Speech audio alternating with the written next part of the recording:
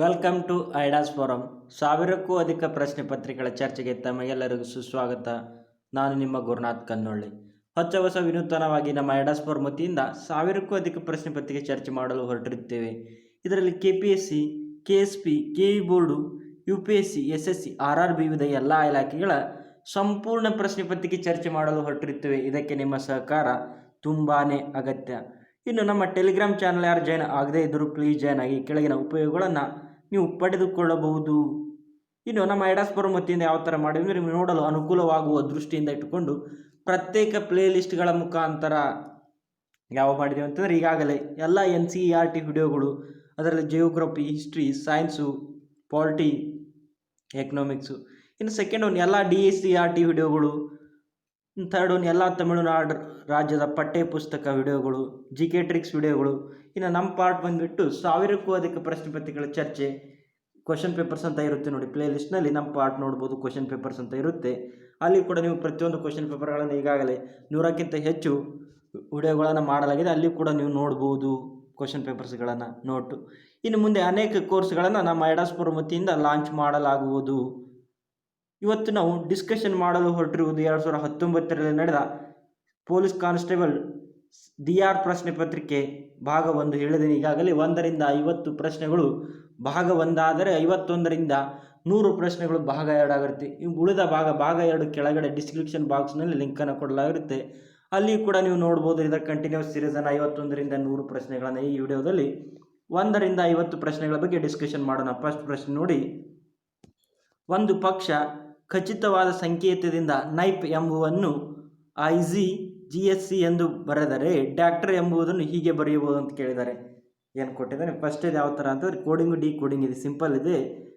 First ಯಾವ ಥರ ಮಾಡಿದ್ದಾನೆ ಅಂತ ನೋಡ್ಕೋಬೇಕು ಅಂತ ಕೊಟ್ಟಿರ್ತಾನೆ. ಉದಾಹರಣೆ ಎರಡನೇದು ನಮ್ಗೆ ಕಂಡಿಡಿ ಅಂತ ಹೇಳ್ತಾನೆ. ನೈಪ್ ಅಂತ ಕೊಟ್ಟಿದ್ದಾನೆ, ಅದು ಏನಂತ ಕೊಟ್ಟಿದ್ದಾನೆ, IGIPGHC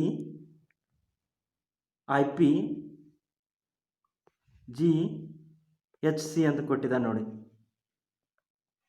ಯಾವ ಥರ ಇದೆ ಅಂತಂದರೆ ಇದು ಸಿರೀಸು IJK, ಇಲ್ಲಿ ಒಂದು ಪ್ಲಸ್ ಆದರೆ ಒಂದು ಮೈನಸ್ ಬರುತ್ತೆ, K ಮೈನಸ್ ಈ ಕಡೆ, ಇದರ ನೆಕ್ಸ್ಟ್ ಒಂದು ಮೈನಸ್ ತೊಗೊಳ್ಳಿ, J ಮೈನಸ್ ಆದರೆ ಇದು ಪ್ಲಸ್ ಆಗುತ್ತೆ ನೋಡಿ. MNOP ಪ್ಲಸ್, ಇಲ್ಲಿ ಒಂದು ಪ್ಲಸ್ಸು ಒಂದು ಮೈನಸ್, ಇದು ನೆಕ್ಸ್ಟ್ ಹೆಂಗಿದೆ, ಇದು ಮೈನಸ್ ಇದೆ ನೋಡಿ. IGGHI ಈ ಥರ ಹೋಗುತ್ತೆ, ಒಂದು ಮೈನಸ್ ನೋಡಿ. GHI ಇಲ್ಲಿ ಪ್ಲಸ್ಸು, ನೆಕ್ಸ್ಟ್ ಎರಡನೇ ಪ್ಲಸ್ ಇದೆ ನೋಡಿ. G ಬರುತ್ತೆ ನೋಡಿ, ಇಲ್ಲಿ GEFGH ಇಲ್ಲಿ ಪ್ಲಸ್ ಇದೆ, ಇದು ನೆಕ್ಸ್ಟ್ ಮೈನಸ್ಸು D. ಯಾವ ಥರ ಇದೆ, ಒಂದು ಫಸ್ಟ್ ಟರ್ಮು ಮೈನಸ್ ಇದೆ, ಮೈನಸ್ ಇಂದು ರಿವರ್ಸ್ ಹೋಗಿದ್ದಾನೆ. ಇನ್ನೊಂದು ಅಪೋಸಿಟ್ ಪ್ಲಸ್ ಎಕ್ಸ್ಟ್ರಾ ಬಂದಿದೆ ನೋಡಿ. ಎರಡನೇ ಟರ್ಮ್ ಪ್ಲಸ್ ಆದರೆ ಫಸ್ಟ್ನೇ ಟರ್ಮ್ ಮೈನಸ್ಸು, ಮೈನಸ್ ಪ್ಲಸ್ ಈ ಥರ ಇದೆ. ಅವ್ರು ಏನು ಕೇಳಿದ್ದಾರೆ, ಡಾಕ್ಟರನ್ನು ಯಾವ ಥರ ಬರೀಬೋದು ಅಂತ ಕೇಳಿದ್ದಾರೆ. ಡಾಕ್ಟರನ್ನ ಪ್ಲಸ್ ಟರ್ಮ್ ಏನಿತ್ತು, ಮೈನಸ್ ಇತ್ತು. ಇದ್ರ ಮೈನಸ್ ಅಂತಂದರೆ ಇದು C ಆಗುತ್ತೆ. C ಒಂದು ಮೈನಸ್ ಮಾಡ್ಕೊಂಡ್ರೆ D ನಂತರ C, BCD ಮೈನಸ್ ಐತಿ. ಇದು ಪ್ಲಸ್ ಅಂತಂದರೆ OPQ ನೋಡಿ, BQ. ನೆಕ್ಸ್ಟು ಏನಿದೆ, ಇದು ಮೈನಸ್ಸು BA. ನೆಕ್ಸ್ಟ್ ಇದು ಪ್ಲಸ್ಸು RSTUV.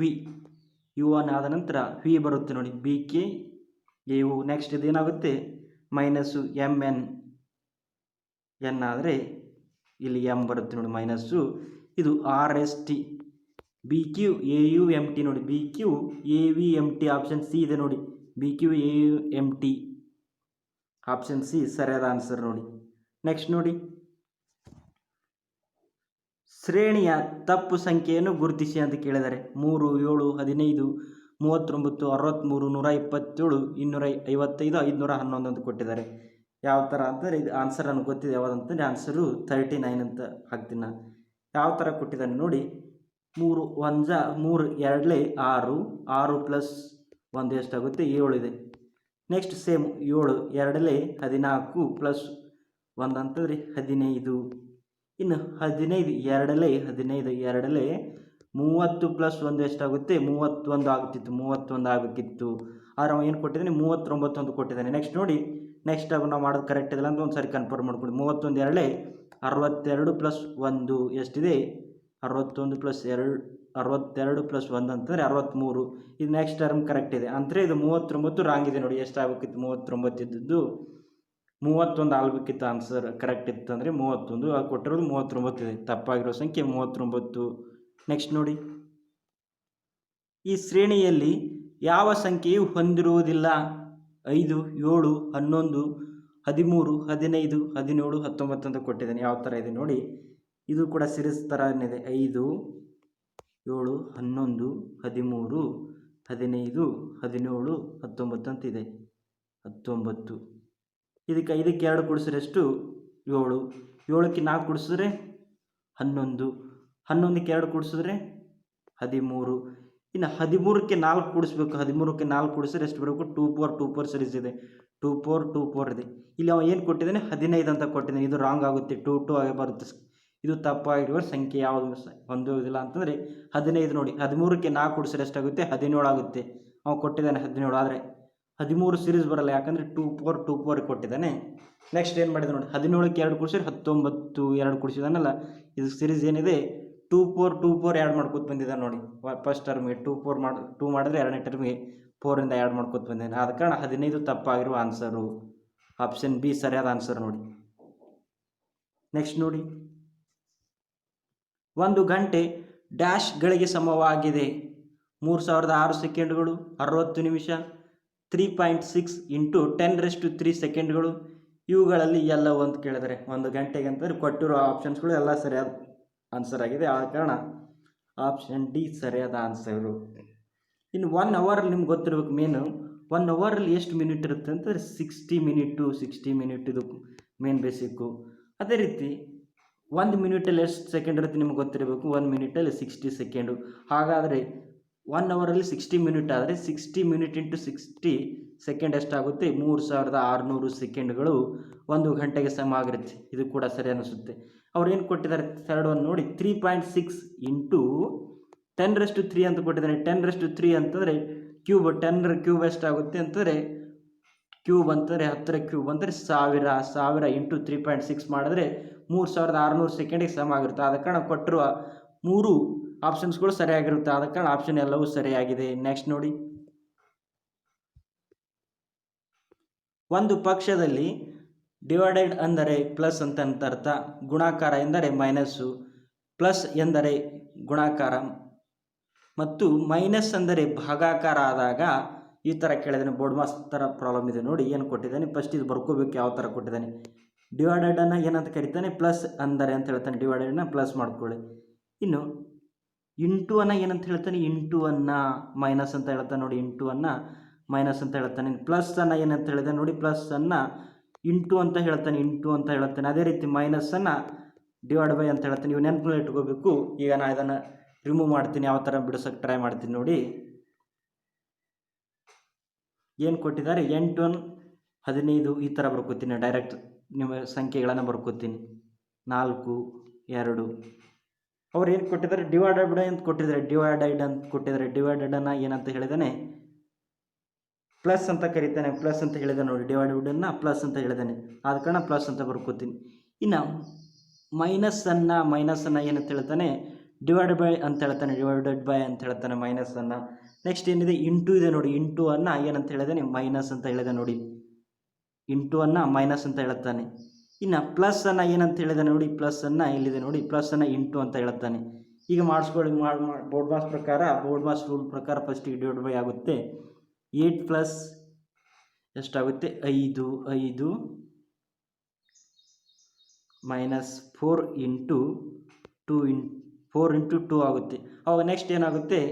ಇದನ್ನು ಯಾವ ಥರ ಮಾಡಿದ್ರೆ ಡಿವೈಡ್ ಬೈ 3 1 3 5 ಮಾಡಿದೆ ನೋಡಿ. ಇದು 5 ಹಂಗೆ ಬಂತಂತಂದರೆ ನೆಕ್ಸ್ಟ್ ಏನಾಗುತ್ತೆ? ಇಂಟು ನೋಡಿ. 4 × 2 8 ಆಗುತ್ತೆ. ಮೈನಸ್ 5. ಈಗ ನೋಡಿ 8ರಲ್ಲಿ 5 ಕೂಡಿಸಿದ್ರೆ ಬೋರ್ಡ್ ಮಾಸ್ ರೂಲ್ ಪ್ರಕಾರ first plus. BODMAS rule ಪ್ರಕಾರ 8ರಲ್ಲಿ 5 ಕೂಡಿಸಿದ್ರೆ 13. 13ರಲ್ಲಿ 8 ಕಳೆದರೆ ಆನ್ಸರ್ ಎಷ್ಟು ಬರುತ್ತೆ? 5 ಬರುತ್ತೆ ನೋಡಿ. ಟೋಟಲ್ ಆನ್ಸರ್ ಯಾವುದು? ಸರಿಯಾದ ಆನ್ಸರು 5 ನೋಡಿ. ಆನ್ಸರು ಯಾವುದಿದೆ? ಆಪ್ಷನ್ ಬಿ ಇದೆ ನೋಡಿ. Answer right answer is B. Next ನೋಡಿ, ಗಣಿತ ವಿಷಯದ ಅಬೆಲ್ ಪಾರಿತೋಷಿಕ ಪ್ರಶಸ್ತಿಯನ್ನು 2019 ಮಾರ್ಚ್ 19ರಂದು ಯಾರಿಗೆ ಕೊಡಲಾಯಿತು? ಆವಾಗ ಯಾರಿಗೆ ಕೊಟ್ಟಿರ್ತಾರೆ? 2019ರಲ್ಲಿ ಕೊಟ್ಟಾಗ ಅಬೆಲ್ ಪ್ರಶಸ್ತಿ ಕರೆನ್ ಲೈನ್ಬೆಕ್ ಅವರಿಗೆ ನೀಡಲಾಗಿರುತ್ತೆ. ಈ 2020ರಲ್ಲಿ ಇತ್ತೀಚೆಗೆ ಅಬೆಲ್ ಪ್ರಶಸ್ತಿ ನೀಡಲಾಯಿತು ಯಾರಿಗೆ ಅಂತಂದರೆ ಇಲನ್ ಪಿಸ್ಟನ್ಬರ್ಗ್ ಅಮೆರಿಕ ದೇಶದವರು. ಅದೇ ರೀತಿ ಇನ್ನೊಬ್ಬರು ಪಡೆದರೆ, ಒಟ್ಟು ಇಬ್ಬರು ಪಡೆದರೆ ಅಬೆಲ್ ಪ್ರಶಸ್ತಿ. ಗ್ರೆಗೋರಿಯೋ ಮ್ಯಾರಿಗುಲಸ್ ಇವರು ರಷ್ಯಾ ಮತ್ತು ಅಮೆರಿಕದ ಪೌರತ್ವವನ್ನು ಪಡೆದಿರ್ತಾರೆ. ಯಾರಂತಂದರೆ ಗ್ರೆಗೋರಿಯೋ ಮ್ಯಾರಿಗುಲಸ್ ಮತ್ತು ಇಲನ್ ಪಿಸ್ಟನ್ಬರ್ಗ್ 2020ರ ಅಬೆಲ್ ಪ್ರಶಸ್ತಿ ಆಯ್ಕೆಯಾಗಿದ್ದಾರೆ ನೋಡಿ. ಒಬ್ಬರು ಅಮೆರಿಕದ ದೇಶದವರು ಯಾರಂತಂದರೆ ಇಲನ್ ಪಿಸ್ಟನ್ಬರ್ಗ್ ಅವರು ಅಮೆರಿಕದವರಾದರೆ ಗ್ರೆಗೋರಿಯೋ ಮ್ಯಾರಿಗುಲಸ್ ಅವರು ರಷ್ಯಾ ಮತ್ತು ಅಮೆರಿಕದ ಪೌರತ್ವವನ್ನು ಹೊಂದಿದ್ದಾರೆ. ಇನ್ನು ಅಬೆಲ್ ಪ್ರಶಸ್ತಿ ನೀಡಲು ಪ್ರಾರಂಭಗೊಂಡ ವರ್ಷ ನಿಮ್ಗೆ ಗೊತ್ತಿರಬೇಕು. ಯಾವಾಗ? 2001ರಿಂದ ಪ್ರಾರಂಭಗೊಂಡಿದೆ. ಇನ್ನು ನೀಡುವ ದೇಶ, ಅಬೆಲ್ ಪ್ರಶಸ್ತಿಯನ್ನು ನೀಡುವ ದೇಶ ಯಾವುದಂತಂದರೆ ನಾರ್ವೆ ದೇಶ ಅಬೆಲ್ ಪ್ರಶಸ್ತಿಯನ್ನು ನೀಡುತ್ತಿದೆ. ಗಣಿತದ ನೊಬೆಲ್ ಪ್ರಶಸ್ತಿ ಅಂತ ಕರೀತಾರೆ ಅಬೆಲನ್ನು. ನೆಕ್ಸ್ಟ್ ನೋಡಿ, 24 ಗಂಟೆಗಳಲ್ಲಿ ಗಡಿಯಾರದ ಕೈಗಳು ಎಷ್ಟು ಬಾರಿ ಒಂದು ಆಗುತ್ತವೆ ಕೇಳಿದ್ದಾರೆ? ಒಂದನ್ನೊಂದು ಸಂಧಿಸ್ತವೆ ಅಂತ ಕೇಳಿದ್ದಾರೆ. ಗಂಟೆ ಮತ್ತು ನಿಮಿಷದ ಮುಳ್ಳುಗಳು 22 ಬಾರಿ ಸಂಧಿಸ್ತವೆ ನೋಡಿ. ಗಂಟೆ ಮತ್ತು ನಿಮಿಷದ ಮುಳ್ಳುಗಳು ಯಾವ ಥರ ಅಂತಂದರೆ 12 ಮತ್ತು 1 ಗಂಟೆಯನ್ನು ನಡುವೆ ಬರುವುದನ್ನು ಬಿಟ್ಟು ಉಳಿದ ಎಲ್ಲ ಗಂಟೆಗಳಲ್ಲಿ ನಿಮಿಷದ ಮುಳ್ಳು ಮತ್ತು ಗಂಟೆಯ ಮುಳ್ಳುಗಳು ಸಂಧಿಸುತ್ತವೆ. 12 ಮತ್ತು 1 ಗಂಟೆಯ ನಡುವೆ ಸಂಧಿಸುವುದಿಲ್ಲ ನೋಡಿ, ಎರಡು ಮುಳ್ಳು. ಆದ ಕಾರಣ ಒಟ್ಟು 22 ಬಾರಿ ಒಂದು ಆಗುತ್ತವೆ ನಿಮಿಷದ ಮುಳ್ಳು ಮತ್ತು ಗಂಟೆಯ ಮುಳ್ಳು. ನೆಕ್ಸ್ಟ್ ನೋಡಿ, ಲೋಪವಾದ ಸಂಖ್ಯೆಯನ್ನು ಗುರುತಿಸಿ ಅಂತ ಕೇಳಿದ್ದಾರೆ. ಯಾವ ಥರ ಇದೆ ನೋಡಿ, ಸೀರೀಸ್ ಪ್ರಾಬ್ಲಮ್. ಇದು ಕೂಡ ಸಿಂಪಲ್ ಇದೆ. ಯಾವ ಥರ ಮಾಡಿದ್ದೇನೆ, ಈ ಸೈಡು ರೈಟ್ ಸೈಡು ಕಾಲಮ್ನು ಪ್ಲಸ್ ಮಾಡ್ಕೊಂಡಿದ್ದೇನೆ, ರೋನು ಪ್ಲಸ್ ಮಾಡ್ಕೊಂಡು ಬಂದಿದ್ದೇನೆ. 16ರಲ್ಲಿ 14 ಕೂಡಿಸ್ರೆ 30 + 4 34. ನೆಕ್ಸ್ಟ್ ಈ ಥರ ನೋಡಿ, ಕಾಲಮು 16 + 15 31 + 3 34 ನೋಡಿ, ಈ ಥರ ಬಂತು. ಕಾಲಮು ಮಾಡಿದ್ದಾನೆ, ರೋನು ಮಾಡಿದ್ದಾನೆ ಪ್ಲಸ್ಸು. ಈಗ ಸೆಕೆಂಡ್ ಏನು ಗೊತ್ತಿದೆ, 14ರಲ್ಲಿ 34 ಗುಣಿಸಿದ್ರೆ 48 1 16 64 ಅಂತ ಗೊತ್ತೈತು. ಇದು ಕೂಡ ನಮ್ಗೆ 64 ಅಂತ ಬರಬೇಕು. ಇದು ಎಕ್ಸ್ ಗೊತ್ತಿಲ್ಲ ನಮಗೆ. 64 ಅಂತಂದರೆ ಮಾಡ್ಕೊಳ್ಳಿ ನೋಡಿ, 64 ಅಂತ ನಮ್ಗೆ ಗೊತ್ತೈತಿ ಸೆಕೆಂಡ್ ಎಷ್ಟಿದೆ ಅಂತಂದು. 64ರಲ್ಲಿ 34 + 15 ಕೂಡಿಸಿ ಕಳೆದರೆ 49 ಕಳೆದರೆ ಎಷ್ಟಾಗುತ್ತೆ? 69ರಲ್ಲಿ 64ರಲ್ಲಿ 49 ಕಳೆದರೆ 15 ಬರುತ್ತೆ ನೋಡಿ. ಈ ವ್ಯಾಲ್ಯೂ ಎಷ್ಟು ಅಂತ ಗೊತ್ತಾಯಿತು, 15 ಅಂತ ಗೊತ್ತಾಯಿತು. ಕ್ರಾಸ್ ಮಾಡಿಕೊಳ್ಳಿ ನೋಡಿ, 15 15 31 34 34. ಈಗ ನೋಡಿ ಇದು ಕೂಡ 64 ಆಗುತ್ತೆ ನೋಡಿ. 15 15 30 34 ಕೂಡಿಸಿದ್ರೆ 64 ಅಂತ ಬಂತು. ಇದು ಕೂಡ ಎಷ್ಟಾಗುತ್ತೆ? ಇದು ಕೂಡ 34 ಬರಬೇಕಂದ್ರೆ ನಮ್ಮ ಕರೆಕ್ಟ್ ಆನ್ಸರ್ ಅಂತ. 16ರಲ್ಲಿ 3 ಕೂಡಿಸಿದ್ರೆ 19 19 1 15 34. ಆನ್ಸರ್ ಎಷ್ಟಿದೆ? ಎಕ್ಸ್ ವ್ಯಾಲ್ಯೂ 15 ನೋಡಿ. ಎಕ್ಸ್ ವ್ಯಾಲ್ಯೂ ನಮ್ಮ ಕಂಡುಹಿಡಿಯಬೇಕಾದ ವ್ಯಾಲ್ಯೂ ಯಾವುದು? 15. ಆಪ್ಷನ್ ಎ ಸರಿಯಾದ ಆನ್ಸರ್ ನೋಡಿ. ನೆಕ್ಸ್ಟ್ ನೋಡಿ, ಶ್ರೇಣಿಯ ಮುಂದಿನ ಸಂಖ್ಯೆ ಯಾವುವು? 3 9 27 81 ಕೊಟ್ಟಿದ್ದಾನೆ. ವೆರಿ ಸಿಂಪಲ್ ಇದೆ. 3 3ಲೆ 9 9 3ಲೆ 27 27 3ಲೆ 81 81 3ಲೆ ಮಾಡಿಬಿಡಿ, 81 3ಲೆ 243. ಆನ್ಸರು ಆಪ್ಷನ್ ಬಿ ಸರಿಯಾದ ಆನ್ಸರ್ ನೋಡಿ, ಸರಳಿದೆ. ನೆಕ್ಸ್ಟ್ ನೋಡಿ, ನಿವೃತ್ತ IPS ಅಧಿಕಾರಿ ಕಿರಣ್ ಬೇಡಿ ಅವರನ್ನು ರಾಜ್ಯಪಾಲ ಅಥವಾ ಲೆಫ್ಟಿನೆಂಟ್ ಗವರ್ನರ್ ಎಂದು ನೇಮಕಾತಿ ಮಾಡಲಾಗಿದೆ. ಎಲ್ಲಿದ್ದವರಿದ್ದಾರೆ ಅಂತ ನೇಮಕಾತಿ? ಪುದುಚೇರಿಯ ಲೆಫ್ಟಿನೆಂಟ್ ಗವರ್ನರ್ ಆಗಿದ್ದಾರೆ ನೋಡಿ ಕಿರಣ್ ಬೇಡಿ ಅವರು. ಪುದುಚೇರಿಯ ಲೆಫ್ಟಿನೆಂಟ್ ಗವರ್ನರ್ ಆಗಿ ಕೂಡ ಪ್ರಸ್ತುತ ಇವರೇ ಇದ್ದಾರೆ ಕಿರಣ್ ಬೇಡಿ ಅವರು. ಇನ್ನು ಪುದುಚೇರಿಯ ಮುಖ್ಯಮಂತ್ರಿ ಯಾರಂತಂದರೆ ವಿ ನಾರಾಯಣ ಸ್ವಾಮಿ ಅವರು ಇದ್ದಾರೆ ನೋಡಿ. ವಿ ನಾರಾಯಣ ಸ್ವಾಮಿಯವರು ಪ್ರಸ್ತುತ ಪುದುಚೇರಿಯ ಮುಖ್ಯಮಂತ್ರಿ ಇರ್ತಾರೆ. ಇನ್ನು ರಾಜ್ಯಸಭೆ ಸದಸ್ಯರ ಸಂಖ್ಯೆ ಎಷ್ಟು ಹೊಂದಿದೆ ಪಾಂಡಿಚೇರಿ ಅಥವಾ ಪುದುಚೇರಿ? ರಾಜ್ಯಸಭೆ ಸದಸ್ಯರ ಸಂಖ್ಯೆ 1, ಲೋಕಸಭಾ ಸದಸ್ಯರ ಸಂಖ್ಯೆ ಕೂಡ 1. ಇನ್ನು ವಿಧಾನಸಭೆ ಸದಸ್ಯರ ಸಂಖ್ಯೆ ಎಷ್ಟು ಹೊಂದಿದೆ ಪುದುಚೇರಿ ಅಂತಂದರೆ 30 ವಿಧಾನಸಭೆ ಸದಸ್ಯರನ್ನು ಹೊಂದಿದೆ. ಪ್ರಸ್ತುತ ಯಾರಾದರೆ ಅದರ ಮುಖ್ಯಮಂತ್ರಿ ಅಂದರೆ ವಿ ನಾರಾಯಣ ಸ್ವಾಮಿಯವರು.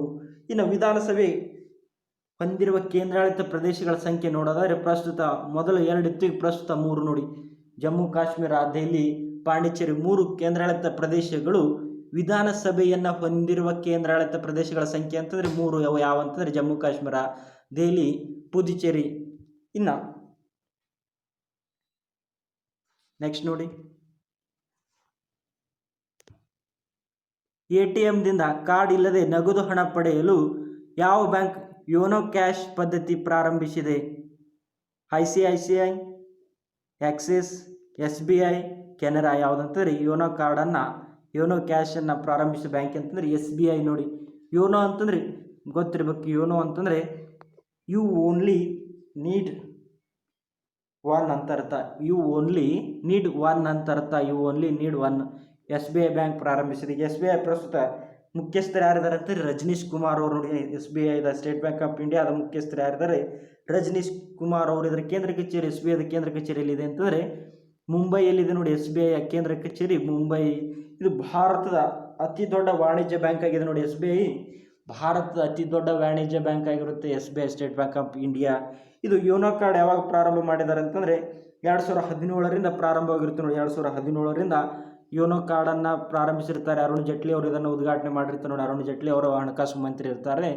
ಯೋನೋ ಕಾರ್ಡನ್ನು ಉದ್ಘಾಟನೆ ಮಾಡಿರ್ತಾರೆ. ನೆಕ್ಸ್ಟ್ ನೋಡಿ, 2019ರ ಪುರುಷರ ಸಿಂಗಲ್ಸ್ ಫ್ರೆಂಚ್ ಓಪನ್ ಗೆದ್ದವರು. ಅವಾಗ 2019ರಲ್ಲಿ ಯಾರು ಗೆದ್ದಿರ್ತಾರೆ ಅಂತ ರಾಫೆಲ್ ನಡಾಲ್ ಅವರು ಗೆದ್ದಿರ್ತಾರೆ ನೋಡಿ ಫ್ರೆಂಚ್ ಓಪನ್ನು. ನೆಕ್ಸ್ಟ್ ನೋಡಿ, ಈ ಕೆಳಗಿನ ದೇಶಗಳಲ್ಲಿ ಯಾವ ಏಷ್ಯಾದ ಪ್ರಥಮ ದೇಶವು ಒಂದೇ ಲಿಂಗದವರೊಳಗಿನ ಲಗ್ನ ಸಂಬಂಧಕ್ಕೆ ಮಂಜೂರು ಕೊಟ್ಟಿತ್ತು? ಇದು ಯಾವ ದೇಶ ಕೊಟ್ಟಿದೆ ಅಂತಂದರೆ ಥೈವಾನ್ ನೋಡಿ. ಏಷ್ಯಾದ ಮೊದಲ ರಾಷ್ಟ್ರ ಯಾವುದಾಗಿರುತ್ತೆ? ಥೈವಾನು. ಸಲಿಂಗ ವಿವಾಹಕ್ಕೆ ಅನುಮತಿ ನೀಡಿದ ಮೊದಲ ರಾಷ್ಟ್ರ ಆಗಿತ್ತು ನೋಡಿ. ಏಷ್ಯಾದ ಮೊದಲ ರಾಷ್ಟ್ರ ಯಾವುದು? ಥೈವಾನ್ ರಾಷ್ಟ್ರ.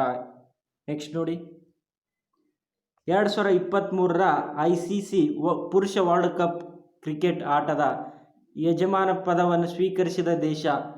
ಅದರ ಅರ್ಥ ಅಂದರೆ 2023ರಲ್ಲಿ ಎಲ್ಲಿ ನಡೆಯಲಿದೆ ಅಂತ ಕೇಳಿದ್ದಾನೆ. ಎಲ್ಲಿ ಅಂತಂದರೆ 2023ರಲ್ಲಿ ನಮ್ಮ ಭಾರತದಲ್ಲಿ ನಡೆಯಲಿದೆ ನೋಡಿ. 2023ರ ವರ್ಲ್ಡ್ ಕಪ್ಪು. ಇನ್ನು ಕಳೆದ ಬಾರಿ ಎಲ್ಲಿ ನಡೀತೆ 2019ರಲ್ಲಿ ಅಂತಂದರೆ ಇಂಗ್ಲೆಂಡ್ ಮತ್ತು ವೇಲ್ಸ್ ದೇಶದಲ್ಲಿ ನಡೆದಿರುತ್ತೆ. ಇಂಗ್ಲೆಂಡ್ನಲ್ಲಿ ನಡೆದಿರುತ್ತೆ. ವಿಜೇತವಾದ ತಂಡ ಇಂಗ್ಲೆಂಡು. ರನ್ನರ್ ಅಪ್ ಯಾವುದಾಗಿರುತ್ತೆ? ನ್ಯೂಜಿಲೆಂಡು ನೋಡಿ. ರನ್ನರ್ ಅಪ್ ಯಾವುದಾಗಿದೆ? ನ್ಯೂಜಿಲೆಂಡು.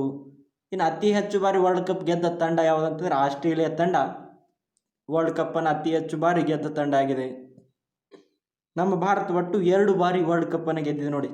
1983ಯಲ್ಲಿ ಕಪಿಲ್ ದೇವ್ ಅವರವರ ನಾಯಕತ್ವದಲ್ಲಿ ಗೆದ್ದಿರುತ್ತೆ 1983ಯಲ್ಲಿ. ಅದ ನಂತರ 2011ರಲ್ಲಿ ಮಹೇಂದ್ರ ಸಿಂಗ್ ಧೋನಿ ಅವರ ನಾಯಕತ್ವದಲ್ಲಿ ಭಾರತ ಒಟ್ಟು 2 ಬಾರಿಯನ್ನು ವರ್ಲ್ಡ್ ಕಪ್ಪನ್ನು ಎತ್ತಿ ಹಿಡಿದಿದೆ. ನೆಕ್ಸ್ಟ್ ನೋಡಿ,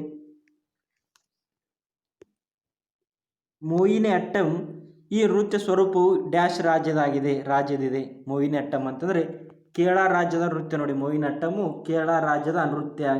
ಮೋಹಿನಿಯಟ್ಟಂ ಜೊತೆಗೆ ಕಥಕ್ಕಳಿ ಕೂಡ ಕೇರಳದ ನೋಡಿ. ಕಥಕ್ಕಳಿ ಮತ್ತು ಮೋಹಿನಿಯಟ್ಟಮ್ಮಲ್ಲಿ ಕೇವಲ ಮಹಿಳೆಯರು ಭಾಗವಹಿಸುತ್ತಾರೆ. ಕಥಕ್ಕಳಿಯಲ್ಲಿ ಕೇವಲ ಪುರುಷರು. ಉತ್ತರ ಪ್ರದೇಶದಿಂದ ಯಾವುದಂತಾರೆ? ಉತ್ತರ ಪ್ರದೇಶ ನೋಡೋದಾದ್ರೆ ಕಥಕ. ಇನ್ನು ಮಹಾರಾಷ್ಟ್ರದ ಯಾವುದೇ ತಮಾಷಾ. ಮಹಾರಾಷ್ಟ್ರದ ತಮಾಷಾ, ಲಾವಣಿ ಕೂಡ ಇವು ಸಾಂಪ್ರದಾಯಿಕ ನೃತ್ಯಗಳು. ಇನ್ನು ತಮಿಳುನಾಡು ನೋಡೋದಾದರೆ ಭರತನಾಟ್ಯ. ಇನ್ನು ಆಂಧ್ರ ಪ್ರದೇಶದ ಕುಚಿಪುಡಿ. ಒರಿಸ್ಸಾ ರಾಜ್ಯದ ಒಡಿಸ್ಸಿ. ಇನ್ನು ಕರ್ನಾಟಕದ ಯಕ್ಷಗಾನ. ಇವು ಪ್ರಮುಖ ನೃತ್ಯಗಳು ನೋಡಿ. ಪ್ರಮುಖ ರಾಜ್ಯದ ನೃತ್ಯಗಳು. ನೆಕ್ಸ್ಟ್ ನೋಡಿ, ದಕ್ಷಿಣ ರೈಲ್ವೆ ಝೋನ್ನ ಮುಖ್ಯ ಕೇಂದ್ರ ಇರುವುದು ವಿಶಾಖಪಟ್ಟಣ, ಚೆನ್ನೈ, ಕಲ್ಕತ್ತಾ, ಹುಬ್ಬಳ್ಳಿಯಲ್ಲಿ ಅಂತಾರೆ. ದಕ್ಷಿಣ ರೈಲ್ವೆ ಝೋನ್ ಅಂತಂದರೆ 18ನೇ ರೈಲ್ವೆ ವಲಯ ಇತ್ತೀಚೆಗೆ 2019ರಲ್ಲಿ ಪ್ರಾರಂಭಗೊಂಡಿದ್ದಲ್ಲ ಅಂತಾರೆ. ವಿಶಾಖಪಟ್ಟಣದಲ್ಲಿ 18ನೇ ರೈಲ್ವೆ ವಲಯ ಪ್ರಾರಂಭಿಸಿದೆ ನೋಡಿ. ವಿಶಾಖಪಟ್ಟಣ 18ನೇ ರೈಲ್ವೆ ವಲಯ. ಒಟ್ಟು 18 ರೈಲ್ವೆ ವಲಯಗಳಿವೆ. ಇನ್ನು ಇದು ದಕ್ಷಿಣ ಕರಾವಳಿ ತೀರ ವಲಯದಾಗಿ ಪ್ರಾರಂಭಗೊಂಡಿರುತ್ತೆ ನೋಡಿ ವಿಶಾಖಪಟ್ಟಣ. ಇನ್ನು ನಮ್ಮ ಕರ್ನಾಟಕದಲ್ಲಿ ಕೂಡ ಒಂದು ರೈಲ್ವೆ ವಲಯ ಇದೆ. ಯಾವುದಂತಂದರೆ ಸೌತ್ ವೆಸ್ಟರ್ನ್ ರೈಲ್ವೆ ಅಥವಾ ನೈಋತ್ಯ ರೈಲ್ವೆ ವಲಯ. ಎಲ್ಲಿದೆ ಅದರ ಕೇಂದ್ರ ಕಚೇರಿ ಅಂದರೆ ಹುಬ್ಬಳ್ಳಿಯಲ್ಲಿ ನೋಡಿ. ಇದರ ಕೇಂದ್ರ ಕಚೇರಿ ಎಲ್ಲಿದೆ? ಸೌತ್ ವೆಸ್ಟರ್ನ್ ರೈಲ್ವೆ ರೇಂಜ್ ಎಲ್ಲಿದೆ? ಹುಬ್ಬಳ್ಳಿಯಲ್ಲಿದೆ ನೋಡಿ. ನೆಕ್ಸ್ಟ್ ನೋಡಿ, ರ್ಯಾಪಿಡ್ ಆ್ಯಕ್ಷನ್ ಫೋರ್ಸು ಯಾವುದರ ಅಸಾಧಾರಣ ವಿಶೇಷ ಭಾಗವಾಗಿದೆ? BSF, ITBP, CRPF, NCG. ಇದು ರ್ಯಾಪಿಡ್ ಆ್ಯಕ್ಷನ್ ಫೋರ್ಸ್. ಇದು CRPFನ ತುಕಡಿಯ ಭಾಗ ಆಗಿರುತ್ತೆ ನೋಡಿ. Rapid action force RAF. ಇದರ ಕೇಂದ್ರ ಕಚೇರಿ ಎಲ್ಲಿದೆ? RAF ಅಂತಂದರೆ ನ್ಯೂ ಡೆಲ್ಲಿಯಲ್ಲಿದೆ ನೋಡಿ. ಇದರ ಕೇಂದ್ರ ಕಚೇರಿ ರ್ಯಾಪಿಡ್ ಆ್ಯಕ್ಷನ್ ಫೋರ್ಸ್ ಕೇಂದ್ರ ಕಚೇರಿ ನ್ಯೂ ಡೆಲ್ಲಿ. ಇದು ಪ್ರಾರಂಭ ಯಾವಾಗಿದೆ ಅಂತ ರ್ಯಾಪಿಡ್ ಆ್ಯಕ್ಷನ್ ಫೋರ್ಸು 1991ರಲ್ಲಿ ಪ್ರಾರಂಭಗೊಂಡಿರುತ್ತೆ ರ್ಯಾಪಿಡ್ ಆ್ಯಕ್ಷನ್ ಫೋರ್ಸು. ಇನ್ನು CRPFನ ಇದು ಅರೆ ಭಾಗವಾಗಿರುತ್ತೆ ನೋಡಿ. ಅರೆಪಡೆಯ ಭಾಗವಾಗಿರುತ್ತೆ.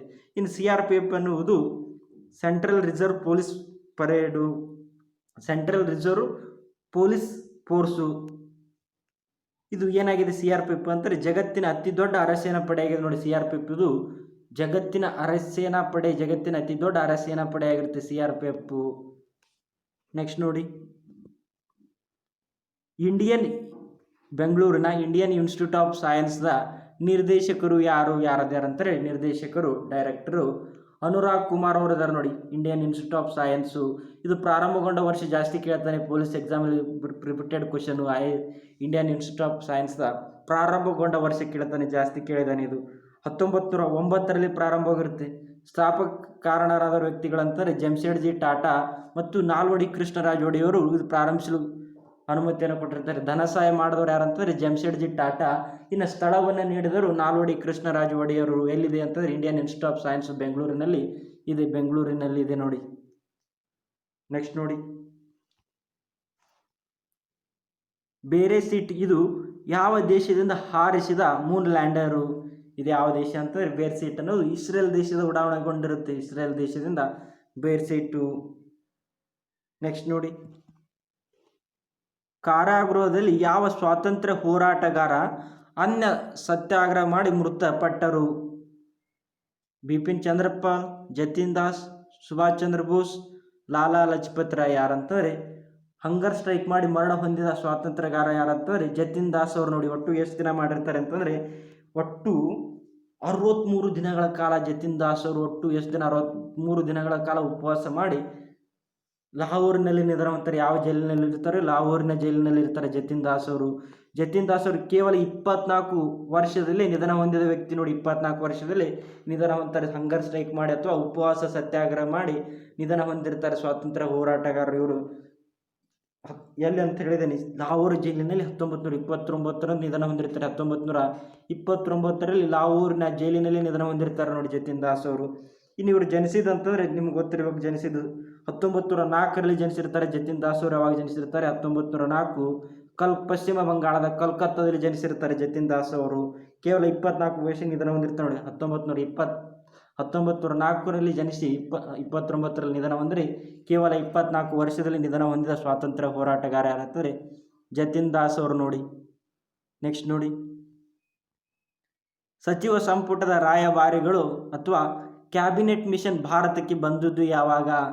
1942, 1945, 1946, 1947. ಯಾವಾಗ ಬಂದಿದೆ ಅಂತಂದರೆ ಕ್ಯಾಬಿನೆಟ್ ಮಿಷನ್ ಭಾರತಕ್ಕೆ ಬಂದಿದ್ದು 1946 ಬಂದಿರುತ್ತೆ. 1946ರಲ್ಲಿ ಕ್ಯಾಬಿನೆಟ್ ಮಿಷನ್ ಭಾರತಕ್ಕೆ ಬಂದಿರುತ್ತೆ ನೋಡಿ. 1946ರಲ್ಲಿ.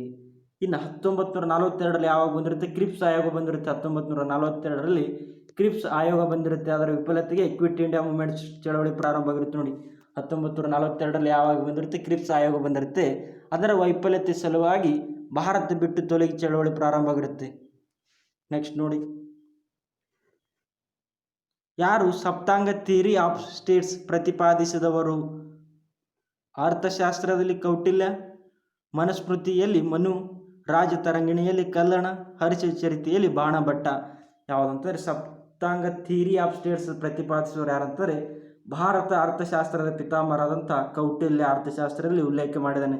ಸಪ್ತಾಂಗದ ಥಿಯರಿಗಳ ಬಗ್ಗೆ ಉಲ್ಲೇಖವನ್ನು ಮಾಡಿದವರು ಯಾರಂತಾರೆ ಕೌಟಿಲ್ಯ ಅವರು. ಇವರು ಭಾರತ ಅರ್ಥಶಾಸ್ತ್ರದ ಪಿತಾಮಹ ಅಂತ ಕರಿತೀವಿ. ಇವರನ್ನು ಚಾಣಕ್ಯ ಅಂತ ಕರಿತೀವಿ, ವಿಷ್ಣುಗುಪ್ತ, ಇವೆಲ್ಲ ಪ್ರಮುಖ ಇವರ ಹೆಸರುಗಳು. ಇನ್ನು ರಾಜತರಂಗಿಣಿಯಲ್ಲಿ ಕಲ್ಲಣ ಏನು ಬರೆದಿದ್ದಾನೆ? ಕಾಶ್ಮೀರದ ಕುರಿತು, ಕಾಶ್ಮೀರದ ಪ್ರವಾಸಿಯ ಸ್ಥಳಗಳ ಕುರಿತು ಕಲ್ಲಣ ವಿವರಿಸಿರ್ತಾನೆ ರಾಜತರಂಗಿಣಿಯಲ್ಲಿ. ಇನ್ನು ಹರ್ಷನ ಕುರಿತು ಬಾಣ ಏನು ಬರೆದಿದ್ದಾನೆ? ಹರ್ಷಚರಿತೆಯನ್ನು ಬರೆದಿದ್ದಾನೆ. ಹರ್ಷನ ಆಳ್ವಿಕೆಯ ಕುರಿತು ಹರ್ಷಚರಿತೆ ಅಂತ ಬರೆದವನು ಬಾಣಭಟ್ಟ. ನೆಕ್ಸ್ಟ್ ನೋಡಿ, ಎರಡನೇ ದುಂಡು ಮೇಜಿನ ಪರಿಷತ್ತಿನ ಸಮಯದಲ್ಲಿ ಬ್ರಿಟನ್ನ ಪ್ರಧಾನಮಂತ್ರಿ ಯಾರಾಗಿದ್ದರು? Ramsay MacDonald, Winston Churchill, Lyndon Johnson, Jefferson. ಯಾರಾಗಿರ್ತಾರೆ ಅಂತಂದರೆ ರಾಮ್ಸೆ ಮ್ಯಾಕ್ಡೊನಾಲ್ಡ್ ಅವರಾಗಿರ್ತಾರೆ. ಒಟ್ಟು 3 ದುಂಡು ಮೇಜಿನ ಸಮ್ಮೇಳನ ನಡೆದಿರುತ್ತೆ 1930ರಿಂದ 1932ರವರೆಗೆ. ಒಟ್ಟು 1930 ಮೊದಲನೇ ದುಂಡು ಮೇಜಿನ ಸಮ್ಮೇಳನ, ಎರಡನೇ ದುಂಡು ಮೇಜಿನ ಸಮ್ಮೇಳನ 1931, ಮೂರನೇದು 1932. 3 ದುಂಡು ಮೇಜಿನ ಸಮ್ಮೇಳನದ ಅಧ್ಯಕ್ಷತೆಯನ್ನು ಇಂಗ್ಲೆಂಡ್ನ ಪ್ರಧಾನಮಂತ್ರಿ ಆಗಿರ್ತಾರೆ ರಾಮ್ಸೆ ಮ್ಯಾಕ್ಡೊನಾಲ್ಡ್ ಅವರು ವಹಿಸ್ಕೊಂಡಿರ್ತಾರೆ. ಲಂಡನ್ನಲ್ಲಿ ನಡೆಯುತ್ತೆ ದುಂಡು ಮೇಜಿನ ರೌಂಡ್ ಟೇಬಲ್ ಕಾನ್ಫರೆನ್ಸು. ಇನ್ನು 3 ದುಂಡು ಮೇಜಿನ ಸಭೆಯಲ್ಲಿ ಭಾಗವಹಿಸಿದ ವ್ಯಕ್ತಿ ಯಾರಂತಂದರೆ BR ಅಂಬೇಡ್ಕರ್ ಅವರು, ಮೈಸೂರು ಪ್ರಾಂತ್ಯದಿಂದ ಸರ್ ಮಿರ್ಜಾ ಇಸ್ಮಾಯಿಲ್ ಅವರು. ಇನ್ನು ಎರಡನೇ ದುಂಡು ಮೇಜಿನ ಸಮ್ಮೇಳನದಲ್ಲಿ INCಯಿಂದ ಇಂಡಿಯನ್ ನ್ಯಾಷನಲ್ ಕಾಂಗ್ರೆಸ್ಸಿಂದ ಏಕೈಕ ವ್ಯಕ್ತಿ ಯಾರಾಗಿರ್ತಾರೆ ಅಂತಂದರೆ ಮಹಾತ್ಮ ಗಾಂಧಿಯವರು ಭಾಗವಹಿಸಿರ್ತಾರೆ ನೋಡಿ. ಎರಡನೇ ದುಂಡು ಮೇಜಿನ ಸಮ್ಮೇಳನದಲ್ಲಿ ಭಾಗವಹಿಸಿದ ಕಾಂಗ್ರೆಸ್ ವ್ಯಕ್ತಿ ಯಾರಂತಂದರೆ ಮಹಾತ್ಮ ಗಾಂಧಿಯವರು ಕಾಂಗ್ರೆಸ್ ಪ್ರತಿನಿಧಿಯಾಗಿ ಭಾಗವಹಿಸಿರುತ್ತಾರೆ. ನೆಕ್ಸ್ಟ್ ನೋಡಿ, ಇವುಗಳಲ್ಲಿ ಯಾವುದೊಂದು ಸರಿಯಲ್ಲ. ಏನು ಕೊಟ್ಟಿದ್ದಾರೆ ನೋಡಿ, ಜಲಪಾತ, ಅವುಗಳ ನದಿಗಳು ಕೊಟ್ಟಿದ್ದಾರೆ. ಯಾವುದು ತಪ್ಪಾಗಿರೋ ಜಲಪಾತ ಕೇಳ್ತಾನೆ. ಜಲಪಾತ ಮತ್ತು ನದಿ ಕೇಳಿದ್ದಾನೆ. ಲಾಲ್ಗುಳಿ ಕಾಳಿ ನದಿಗೆ, ಶಿವಗಂಗಾ ಸೊಂಡಾ ನದಿಗೆ, ಇರುಪ್ಪು ಲಕ್ಷ್ಮಣ ತೀರ್ಥ, ಮಲ್ಲಹಳ್ಳಿ ಕಾವೇರಿ ನದಿಗೆ ಅಂತ ಕೊಟ್ಟಿದ್ದಾರೆ. ಯಾವುದು ಸರಿಯಲ್ಲ ಅಂತಂದರೆ ಮಲ್ಲಹಳ್ಳಿ ಕಾವೇರಿ ನದಿಗೆ ಇದು ಸರಿ ಇರುವುದಿಲ್ಲ ನೋಡಿ. ಮಲ್ಲಹಳ್ಳಿ ಯಾವ ನದಿಗೆ ಉಂಟಾಗಿದೆ, ಮಲ್ಲಹಳ್ಳಿ ಜಲಪಾತ ಯಾವ ನದಿಗೆ ಉಂಟಾಗಿದೆ ಅಂತಂದರೆ ಕುಮಾರಧಾರ ನದಿಗೆ ಉಂಟಾಗಿರುತ್ತೆ. ಮಲ್ಲಹಳ್ಳಿ ಫಾಲ್ಸು ಕುಮಾರಧಾರ ನದಿಗೆ ಉಂಟಾಗಿರುತ್ತೆ. ಅದೇ ರೀತಿ ಬರ್ಕೆನ್ ಫಾಲ್ಸು ಸೀತಾ ನದಿಗೆ ಉಂಟಾಗಿದೆ ನೋಡಿ. ಕುಮಾರಧಾರ ನದಿಗೆ ಉಂಟಾಗಿರೋ ಜಲಪಾತ ಮಲ್ಲಹಳ್ಳಿ ಜಲಪಾತ. ಇನ್ನು ಬರ್ಕೆನ್ ಫಾಲ್ಸು ಸೀತಾ ನದಿಗೆ ಉಂಟಾಗಿದರೆ, ಇನ್ನು ಕಾವೇರಿ ನದಿಗೆ ಬರಚುಕ್ಕಿ, ಗಗನಚುಕ್ಕಿ, ಹೊಗನಿಕಲ್ ಜಲಪಾತಗಳು ಕಾವೇರಿ ನದಿಗೆ ಉಂಟಾಗಿರುತ್ತೆ ನೋಡಿ. ನೆಕ್ಸ್ಟ್ ನೋಡಿ,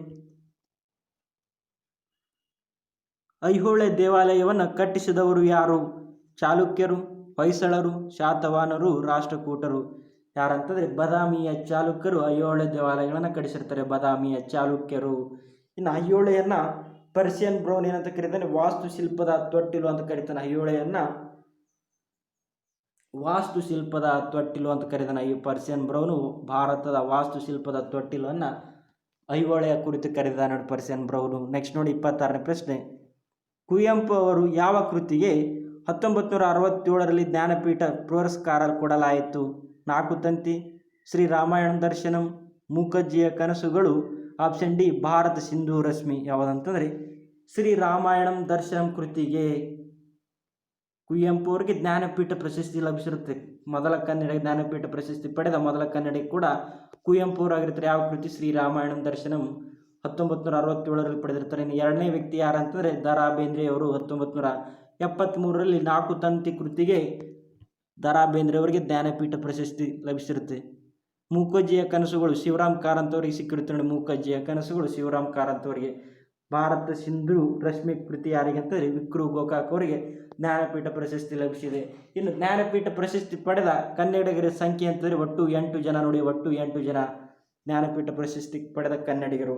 ಇನ್ನು ಜ್ಞಾನಪೀಠ ಪ್ರಶಸ್ತಿ ಪ್ರಾರಂಭಗೊಂಡ ವರ್ಷ ಅಂತಂದರೆ 1965ರಲ್ಲಿ ಯಾರು ಪಡೆದರೆ ಮೊದಲ ವ್ಯಕ್ತಿ ಅಂತಾರೆ? ಜ್ಞಾನಪೀಠ ಪ್ರಶಸ್ತಿ ಪಡೆದ ಮೊದಲ ವ್ಯಕ್ತಿ 1965ರಲ್ಲಿ ಅಂತಂದರೆ ಶಂಕರ್ ಕುರುಪ್ ಅವರು. ಯಾವ ಭಾಷೆ ಅಂದರೆ ಮಲಯಾಳಂ ಭಾಷೆ.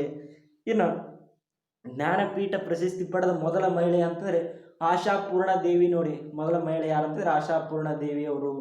ಇನ್ನು ಜ್ಞಾನಪೀಠ ಪ್ರಶಸ್ತಿ ಪಡೆದ ಮೊದಲ ಇಂಗ್ಲಿಷ್ ಲೇಖಕ ಯಾರಂತಂದರೆ ಅಮಿತಾಬ್ ಘೋಷ್ ಅವರು ನೋಡಿ. ಅಮಿತಾಬ್ ಘೋಷ್ ಅವರು RBI ಮಾಜಿ ಗವರ್ನರ್ ಆಗಿರ್ತಾರೆ.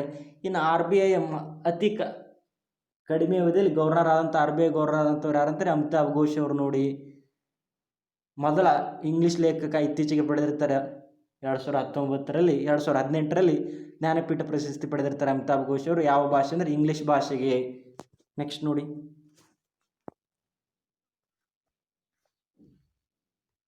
ವಿಜಯನಗರ ಸಾಮ್ರಾಜ್ಯದ ಸ್ಥಾಪನೆ ಯಾರು ಮಾಡಿದ್ದರು? ಮಲ್ಲಿಕಾರ್ಜುನ ರಾಯ, 1ನೇ ಹರಿಹರ, ರಾಮಚಂದ್ರ ರಾಯ, 2ನೇ ದೇವರಾಯ. ಯಾರಂತಂದರೆ 1ನೇ ಹರಿಹರ ಮತ್ತು ಬುಕ್ಕರಾಯರು ಕೂಡಿ 1336ರಲ್ಲಿ 1ನೇ ಬುಕ್ಕರಾಯ ಯಾವಾಗ 1336ರಲ್ಲಿ ವಿಜಯನಗರ ಸಾಮ್ರಾಜ್ಯವನ್ನು ಸ್ಥಾಪನೆ ಮಾಡ್ತಾರೆ. ಗುರುಗಳು ಯಾರಂತಾರೆ? ವಿದ್ಯಾರಣ್ಯ ಗುರುಗಳ ಸಲಹೆ ಮೇರೆಗೆ ವಿಜಯನಗರ ಸಾಮ್ರಾಜ್ಯವನ್ನು ಸ್ಥಾಪನೆ ಮಾಡಿರ್ತಾರೆ. ಅವಾಗ ವಿಜಯನಗರ ಸಾಮ್ರಾಜ್ಯ ಸ್ಥಾಪನೆ ಆದಾಗ ದೆಹಲಿಯ ಸುಲ್ತಾನರು ಯಾರಾಗಿರ್ತಾರೆ ಅಂದರೆ ಮೊಹಮ್ಮದ್ ಬಿನ್ ತುಘಲಕ್ ಆಳ್ವಿಕೆ ಮಾಡ್ತಿರ್ತಾನೆ. ಯಾರಂತಂದರೆ ತುಘಲಕ್ ಸಂತತಿಯ ಯಾರಂತಂದರೆ ಮೊಹಮ್ಮದ್ ಬಿನ್ ತುಘಲಕ್ ಆಳ್ವಿಕೆ ಮಾಡ್ತಿರ್ತಾನೆ ನೋಡಿ. ದೆಹಲಿ ಸುಲ್ತಾನರಲ್ಲಿ ಮೊಹಮ್ಮದ್ ಬಿನ್ ತುಘಲಕ್ ಆಳ್ವಿಕೆಯನ್ನು ಮಾಡ್ತಿರ್ತಾನೆ. ಕೇಳಿದ್ದಾನೆ, ವಿಜಯನಗರ ಸಾಮ್ರಾಜ್ಯ ಸ್ಥಾಪನೆವಾದಾಗ ದೆಹಲಿ ಸುಲ್ತಾನರು ಯಾರು ಆಳ್ವಿಕೆ ಮಾಡ್ತಿರೋದು ಅಂತ ಕೇಳಿದರೆ ಅವಾಗ ಆಳ್ವಿಕೆ ಮಾಡ್ತಂಥ ವ್ಯಕ್ತಿ ಯಾರಂತಂದರೆ ತುಘಲಕ್ ಸಂತತಿಯ ಮೊಹಮ್ಮದ್ ಬಿನ್ ತುಘಲಕ್ ಅವರು ಆಳ್ವಿಕೆ ಮಾಡ್ತಿರ್ತಾರೆ 1336ರಲ್ಲಿ. ನೆಕ್ಸ್ಟ್ ನೋಡಿ, ಯಾವ ವರ್ಷದಲ್ಲಿ ಕನ್ನಡ ಸಾಹಿತ್ಯ ಪರಿಷತ್ತಿನ ಸ್ಥಾಪನೆ ಮಾಡಲಾಯಿತು? 1892, 1915, 1948, 1951. ಕನ್ನಡ ಸಾಹಿತ್ಯ ಪರಿಷತ್ ಪ್ರಾರಂಭಗೊಂಡ ವರ್ಷ ಅಂತ ನಿಮ್ಗೆ ಗೊತ್ತಿರಬೇಕು. 1915ರಲ್ಲಿ ಪ್ರಾರಂಭಿಸಿರ್ತಾರೆ. ಆವಾಗ ದಿವಾನರು ಯಾರು ಇರ್ತಾರೆ ಅಂತಂದರೆ ನಿಮ್ಗೆ ಗೊತ್ತಿರಬೇಕು, ಸರ್ ಎಂ ವಿಶ್ವೇಶ್ವರಯ್ಯ ಅವರು. ಇದರ ಮೊದಲ ಅಧ್ಯಕ್ಷತೆಯನ್ನು H.V. ನಂಜುಂಡಯ್ಯ ಅವರು ವಹಿಸ್ಕೊಂಡಿರ್ತಾರೆ ನೋಡಿ. H.V. ನಂಜುಂಡಯ್ಯ ಕನ್ನಡ ಸಾಹಿತ್ಯ ಪರಿಷತ್ತಿನ ಅಧ್ಯಕ್ಷತೆಯನ್ನು ಎಚ್ ವಿ ನಂಜುಂಡಯ್ಯವರು ವಹಿಸಿಕೊಂಡಿದ್ದಾರೆ. ಈಗ ಪ್ರಸ್ತುತ ಯಾರಾದರೆ ಕನ್ನಡ ಸಾಹಿತ್ಯ ಪರಿಷತ್ತಿನ ಪ್ರಸ್ತುತ ಅಧ್ಯಕ್ಷರು ಮನು ಬಳಿಗಾರ್ ಅವರು. ಇನ್ನು 85ನೇ ಕನ್ನಡ ಸಾಹಿತ್ಯ ಸಮ್ಮೇಳನ ಎಲ್ಲಿ ನಡೆಯುತ್ತೆ ಅಂತಂದರೆ ಇತ್ತೀಚೆಗೆ ಕಲಬುರಗಿಯಲ್ಲಿ ನಡೆದಿರುತ್ತೆ. ಕಲಬುರಗಿಯಲ್ಲಿ ಯಾರ ಅಧ್ಯಕ್ಷತೆಯಲ್ಲಿ ಅಂತ ಎಚ್ ಎಸ್ ವೆಂಕಟೇಶ ಮೂರ್ತಿ ಅವರ ಅಧ್ಯಕ್ಷತೆಯಲ್ಲಿ ಕಲಬುರಗಿಯಲ್ಲಿ ನಡೆದಿರುತ್ತೆ ಎಚ್ ಎಸ್ ವೆಂಕಟೇಶ ಮೂರ್ತಿ. ಇನ್ನು 86ನೇದಲ್ಲಿ ನಡೆಯಲಿದೆ ಹಾವೇರಿಯಲ್ಲಿ ನಡೆಯಲಿದೆ. 86ನೇ ಕನ್ನಡ ಸಾಹಿತ್ಯ ಸಮ್ಮೇಳನ ಹಾವೇರಿಯಲ್ಲಿ ನಡೆಯಲಿರುತ್ತೆ. ಇನ್ನು ಕನ್ನಡ ಸಾಹಿತ್ಯ ಸಮ್ಮೇಳನ ಅಧ್ಯಕ್ಷತೆಯನ್ನು ವಹಿಸಿದ ಮೊದಲ ಮಹಿಳೆ ಯಾರಂತಂದರೆ ಜಯದೇವಿ ತಾಯಿ ಲಿಗಾಡೆಯವರು ಮಂಡ್ಯದಲ್ಲಿ ಅಧ್ಯಕ್ಷತೆಯನ್ನು ವಹಿಸಿಕೊಂಡಿರ್ತಾರೆ. ಜಯದೇವಿ ತಾಯಿ ಲಿಗಾಡೆಯವರು. ನೆಕ್ಸ್ಟ್ ನೋಡಿ, ಕರ್ನಾಟಕದ ರಾಜ್ಯ ಪ್ರಾಣಿ ಯಾವುದು? ಕರಡಿ, ಹುಲಿ, ಜಿಂಕೆ, ಭಾರತದ ಆನೆ ಯಾವುದಂತಂದರೆ ಭಾರತದ ಆನೆ ನಮ್ಮ ಕರ್ನಾಟಕ ರಾಜ್ಯದ ರಾಜ ಪ್ರಾಣಿ ಆಗಿರುತ್ತೆ ನೋಡಿ, ರಾಜ ಪ್ರಾಣಿ. ಇನ್ನು ಆಗಸ್ಟ್ 12ರಂದು ಏನಂತ ಮಾಡ್ತೀವಿ? ವಿಶ್ವ ಆನೆ ದಿನ ಅಂತ ಆಚರಣೆ ಮಾಡ್ತಾರೆ. ಆಗಸ್ಟ್ 12ರಂದು ವಿಶ್ವ ಆನೆ ದಿನ ಅಂತ ಆಚರಣೆ ಮಾಡ್ತೀವಿ ಆಗಸ್ಟ್ 12ರಂದು. ಇನ್ನು ಅತಿ ಹೆಚ್ಚು ಆನೆಗಳನ್ನು ಹೊಂದಿರುವ ರಾಜ್ಯ ಯಾವುದಂತಂದರೆ ಕರ್ನಾಟಕ ನೋಡಿ. 6049 ಆನೆಗಳನ್ನು ಹೊಂದಿದೆ ಅಂತ ಹೇಳಿದೆ. 6049 ಆನೆಗಳನ್ನು ಹೊಂದಿರುವ ರಾಜ್ಯ ಕರ್ನಾಟಕ. ಇನ್ನು ನಮ್ಮ ರಾಷ್ಟ್ರೀಯ ಪ್ರಾಣಿ ಯಾವುದಿದೆ ಅಂದರೆ ರಾಷ್ಟ್ರೀಯ ಪ್ರಾಣಿ ಹುಲಿ ಇದೆ ನೋಡಿ, ರಾಷ್ಟ್ರೀಯ ಪ್ರಾಣಿ ಹುಲಿ. ನೆಕ್ಸ್ಟ್ ನೋಡಿ, ಮಹಾಪಿಳ್ಳ ರೆಬೆಲಿಯನ್ ಯಾವುದಕ್ಕೆ ಸಂಬಂಧಪಟ್ಟುವುದು ಅಂತ ಕೇಳಿದರೆ, ಮಹಾಪಿಳ್ಳೆ ದಂಗೆ ಅಂತಂದರೆ ರೆಬೆಲಿಯನ್ ಅಂತಂದರೆ ಮಹಾಪಿಳ್ಳೆ ದಂಗೆ ಅಂತಂದರೆ ಆಪ್ಷನ್ಸ್ ನೋಡಿ, ಗಿರಿಜನ ಅತೃಪ್ತಿ ಅಥವಾ ಬುಡಕಟ್ಟು ಜನರ ಅತೃಪ್ತಿ ಅಂತ ಕೇಳಿದ್ದೇನೆ. ಆಪ್ಷನ್ ಬಿ ನೋಡಿ, ರಾಷ್ಟ್ರವಾದಿಗಳ ಅತೃಪ್ತಿ. ಆಪ್ಷನ್ ಸಿ, ಸೈನಿಕರ ಅತೃಪ್ತಿ. ಆಪ್ಷನ್ ಡಿ, ರೈತರ ಅತೃಪ್ತಿ. ಮಹಾಪಿಳ್ಳೆ ದಂಗೆ ಅಂತಂದರೆ ಇದೊಂದು ರೈತರ ದಂಗೆ ಆಗಿರುತ್ತೆ. ರೈತರ ದಂಗೆ ಎಲ್ಲಿ ನಡೆದಿರುತ್ತೆ? ರೈತರ ಅತೃಪ್ತಿ ಎಲ್ಲಿ ನಡೆದಿರುತ್ತೆ? ಕೇರಳದಲ್ಲಿ ನಡೆದಿರುತ್ತೆ. ಕೇರಳ ರಾಜ್ಯದಲ್ಲಿ ಕರಾವಳಿ ತೀರದಲ್ಲಿ ನಡೆದಿರುತ್ತೆ. ಮಲಬಾರ್ ತೀರದಲ್ಲಿ ನಡೆದ ದಂಗೆ ಆಗಿರುತ್ತೆ ಮಹಾಪಿಳ್ಳೆ ದಂಗೆ. ಯಾವಾಗ ನಡೆದ ವರ್ಷ ಅಂತಂದರೆ 1921ರಲ್ಲಿ ನಡೆದಿರುತ್ತೆ ಮಹಾಪಿಳ್ಳೆ ದಂಗೆಯಲ್ಲಿ. ಮುಸ್ಲಿಂ ರೈತರ ಮೇಲೆ ದಂಗೆಯನ್ನು ಎದ್ದಿರ್ತಾರೆ. ಮುಸ್ಲಿಂ ರೈತರು ಮಹಾಪಿಳ್ಳೆ ದಂಗೆ ವಿರುದ್ಧ ದಂಗೆಯನ್ನು ಮಾಡಿರ್ತಾರೆ ನೋಡಿ, ಅದನ್ನು ಮಹಾಪಿಳ್ಳೆ ದಂಗೆ ಅಂತ ಕರೀತಾರೆ. 1921ರಲ್ಲಿ ನಡೆದಿರುತ್ತೆ. ನೆಕ್ಸ್ಟ್ ನೋಡಿ, ಯಾವ ಪ್ರವಾಸಿಗ ತನ್ನ ಅನುಭವಗಳನ್ನು ಕಿತಾಬ್ ಹಿ ರಹೀಲಾದಲ್ಲಿ ಬರೆದಿಟ್ಟಿದ್ದಾನೆ? ಅಮೀರ್ ಖುಷ್ರೋ, ಇಬ್ನ ಬತೂತ್, ಮಲಿಕ್ ಮುರ್ತಾಜಾ, ಅಲ್ ಬೇರಕಿ. ಯಾರಂತಂದರೆ ಇಬ್ನ ಬಟೂಟ್ ನೋಡಿ ಯಾರು ಬರೆದಿದ್ದಾರೆ? ಕಿತಾಬ್ ಹಿ ರಹೀಲಾ ಕೃತಿಯನ್ನು ಬರೆದವರು ಇಬ್ನ ಬಟೂಟ್.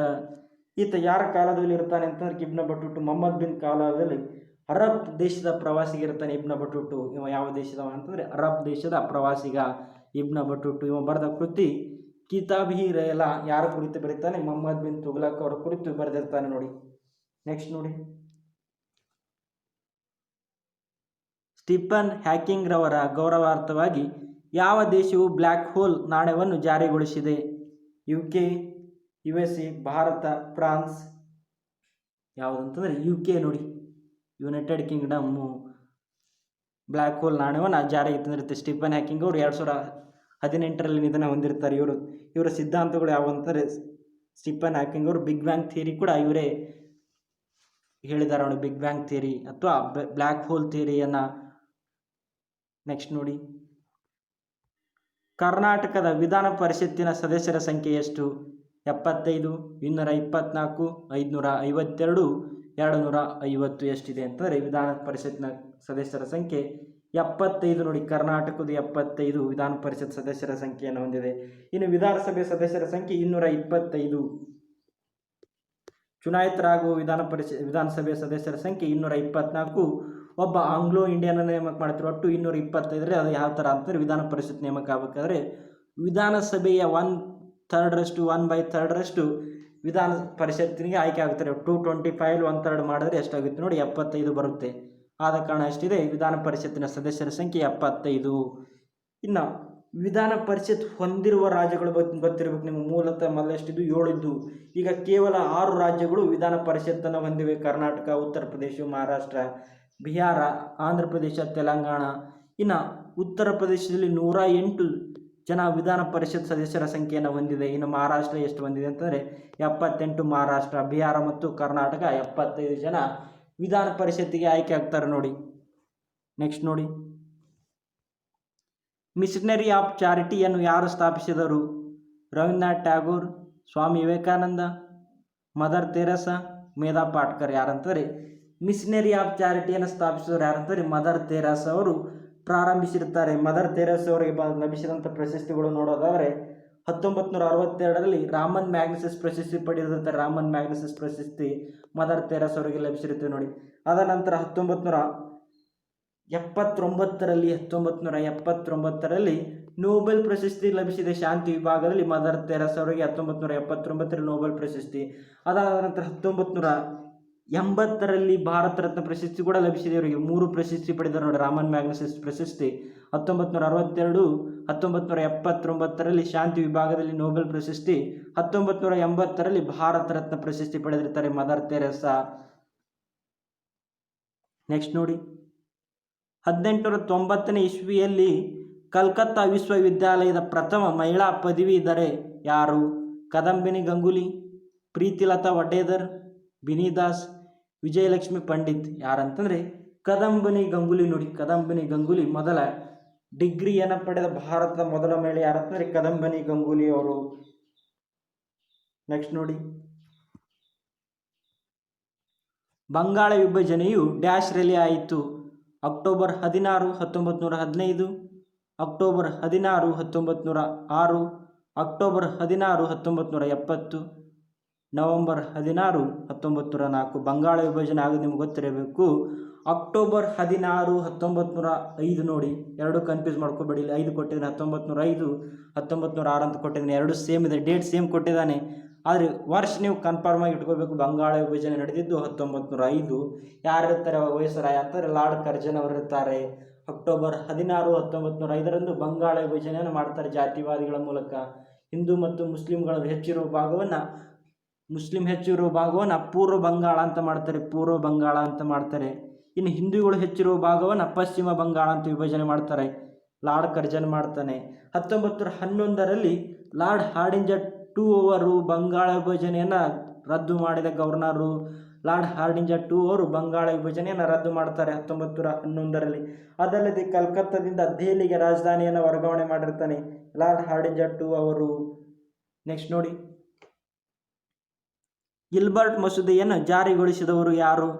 Lord Lytton, Lord Ripon, Lord Barlow, Lord Canning. ಯಾರಂತಾರೆ ಗಿಲ್ಬರ್ಟ್ ಮಸೂದೆ ಜಾರಿಗೊಳಿಸಿದವರು ಯಾರಂತಾರೆ ಲಾರ್ಡ್ ರಿಪ್ಪನ್ ಅವರು. ಭಾರತ ಸ್ಥಳೀಯ ಸರ್ಕಾರಗಳ ಪಿತಾಮಹ ಕೂಡ ಲಾರ್ಡ್ ರಿಪ್ಪನ್ ಅವರಾಗಿರ್ತಾರೆ. ಗಿಲ್ಬರ್ಟ್ ಮಸೂದೆ ಯಾವಾಗ ಜಾರಿಗೊಳಿಸಿರ್ತಾನೆ ಅಂತಂದರೆ 1883ಯಲ್ಲಿ ಗಿಲ್ಬರ್ಟ್ ಮಸೂದೆಯನ್ನು ಜಾರಿಗೆ ತಂದಿರ್ತಾನೆ. 1883ರಲ್ಲಿ ಗಿಲ್ಬರ್ಟ್ ಮಸೂದೆಯನ್ನು ಜಾರಿಗೆ ತರ್ತಾನೆ. ಇದು ಏನಿರುತ್ತೆ ಉದ್ದೇಶ ಅಂತಂದರೆ ಭಾರತೀಯ ವಕೀಲರು ಯುರೋಪಿಯನ್ನರ ಕುರಿತು ಪ್ರಶ್ನಿಸುವ ಅಧಿಕಾರ ಕೂಡ ಹೊಂದಿರ್ತಾರೆ. ಭಾರತೀಯ ವಕೀಲರು ಯುರೋಪಿಯನ್ನರಿಗೆ ಅಧಿಕಾರವನ್ನು ಪ್ರಶ್ನಿಸುವ ಅಧಿಕಾರವನ್ನು ಹೊಂದಿರುತ್ತಾರೆ. ಗಿಲ್ಬರ್ಟ್ ಮಸೂದೆಯಲ್ಲಿ ಅದನ್ನು ಇರುತ್ತೆ.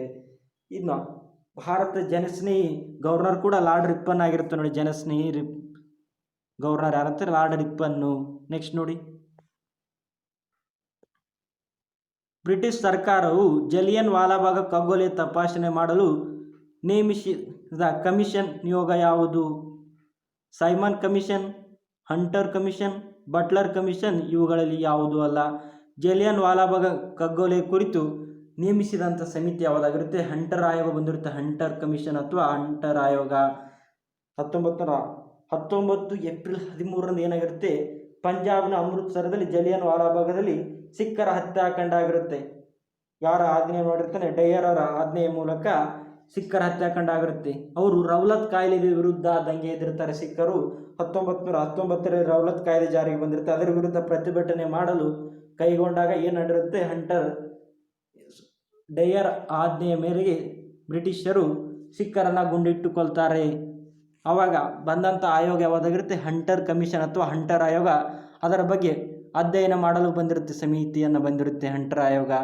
ಸೈಮನ್ ಕಮಿಷನ್ 1927ರಲ್ಲಿ ಬಂದಿರುತ್ತೆ. ಸೈಮನ್ ಕಮಿಷನ್ 1927ರಲ್ಲಿ ಯಾಕೆ ಬಂದಿರುತ್ತೆ ಅಂದರೆ ರೌಲತ್ ಕಾಯ್ದೆಯ ವಿರುದ್ಧ ವರದಿಯನ್ನು ಮಾಡಲು ಸೈಮನ್ ಕಮಿಷನ್ 1927ರಲ್ಲಿ ಬಂದಿರುತ್ತೆ. ಸೈಮನ್ ಕಮಿಷನಲ್ಲಿ ಒಟ್ಟು 7 ಜನ ಬಂದಿರ್ತಾರೆ. ಅದರಲ್ಲಿ ಒಬ್ಬರು ಕೂಡ ಭಾರತೀಯರಿರುವುದಿಲ್ಲ. ಸೈಮನ್ ಗೋಬ್ಯಾಕ್ ಚಳವಳಿಯಲ್ಲಿ ಲಾಲಾ ಲಜಪತ್ ರಾಯ್ ಅವರು ನಿಧನ ಹೊಂದ್ತಾರೆ ನೋಡಿ. ಲಾಲಾ ಲಜಪತ್ ರಾಯ್ ಅವರು ಲಾಠಿ ಏಟಿನಿಂದ ಲಾಲಾ ಲಜಪತ್ ರಾಯ್ ಅವರು ಚಳವಳಿಯಲ್ಲಿ ನಿಧನ ಹೊಂದ್ತಾರೆ ಸೈಮನ್ ಗೋಬ್ಯಾಕ್ ಚಳವಳಿಯಲ್ಲಿ. ನೆಕ್ಸ್ಟ್ ನೋಡಿ, ಭಾರತ ಸರ್ವೋಚ್ಚ ನ್ಯಾಯಾಲಯವು ಇತ್ತೀಚೆಗೆ ಯಾವ ಪರಿಚ್ಛೇದವನ್ನು ರದ್ದು ಮಾಡಿದೆ? ಯಾವ ಸೆಕ್ಷನ್ ಅಂತ ಕೇಳಿದ್ದಾನೆ. ಅವಾಗ ಪರೀಕ್ಷೆ ನಡೆದಾಗ 497 ಸೆಕ್ಷನನ್ನು ತೆಗೆದು ಹಾಕಲಾಗಿರುತ್ತೆ ನೋಡಿ, 497. ನೆಕ್ಸ್ಟ್ ನೋಡಿ, ಭಾರತ ಸಂವಿಧಾನದ ಯಾವ ಕಲಂ ಅನುಸಾರ ಕರ್ನಾಟಕ ರಾಜ್ಯಕ್ಕೆ ವಿಶೇಷ ಸವಲತ್ತುಗಳನ್ನು ಕೊಡಲಾಗಿದೆ?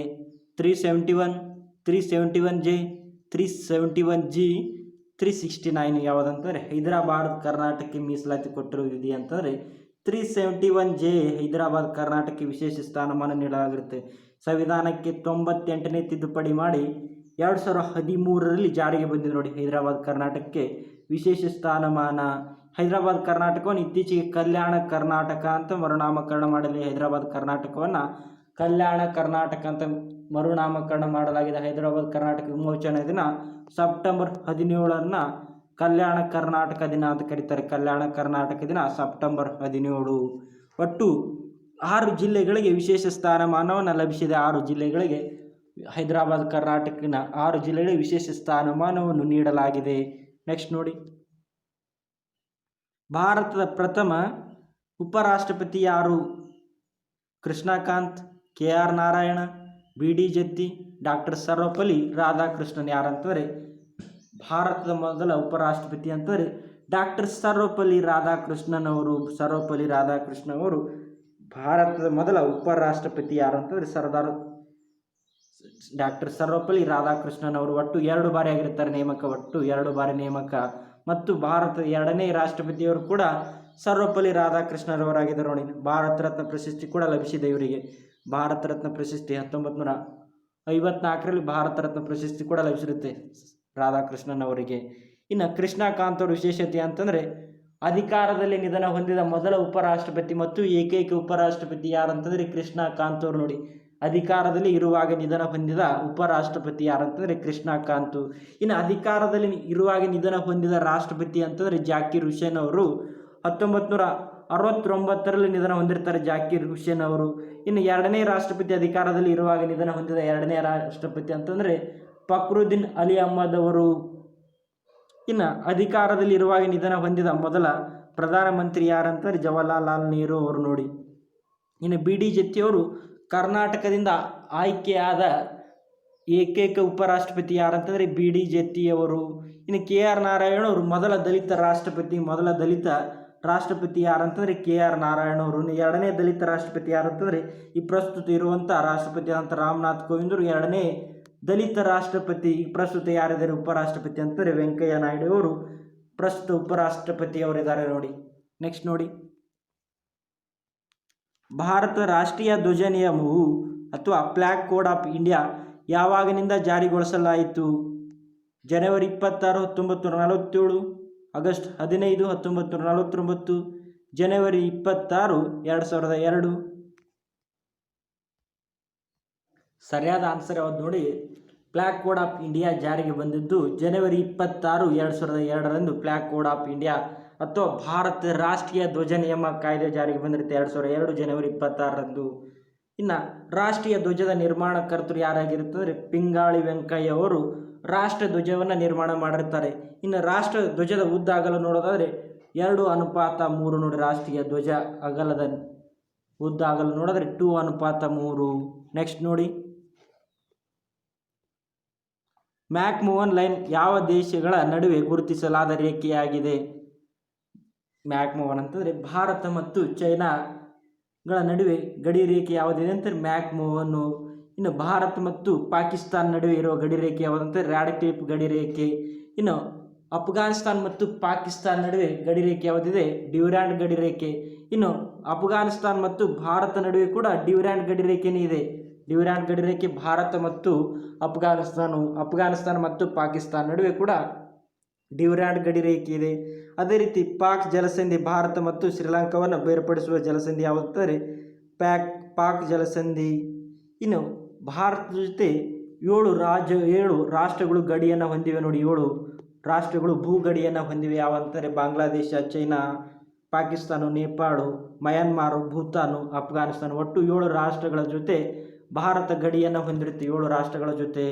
ನೆಕ್ಸ್ಟ್ ನೋಡಿ, ಭಾರತದ ಪ್ರಥಮ ಭಾಷೆ ಆಧಾರಿತ ರಾಜ್ಯ ಯಾವುದು? ಅಥವಾ ಏನು ಕೇಳಿದ್ರೆ ಭಾರತ ಪ್ರಥಮ ಭಾಷೆ ಆಧಾರಿತ ಅನುಸಾರ ರಾಜ್ಯ ಯಾವುದು ಅಂತ ಕೇಳಿದಾನೆ. ಯಾವುದಂತಂದರೆ ಆಂಧ್ರ ಪ್ರದೇಶ. ನೋಡಿ, ಮೊದಲ ರಾಜ್ಯ ಆಂಧ್ರ ಪ್ರದೇಶ ಉದಯ ಆಗಿರುತ್ತೆ. ಆಂಧ್ರ ಪ್ರದೇಶವು 1953ರಲ್ಲಿ ಯಾರು ಉಪವಾಸ ಮೂಲಕ ಅಂದರೆ ಪೊಟ್ಟಿ ಶ್ರೀರಾಮುಲು ಉಪವಾಸ ಎಷ್ಟು ದಿನ ಮಾಡ್ತಾರೆ?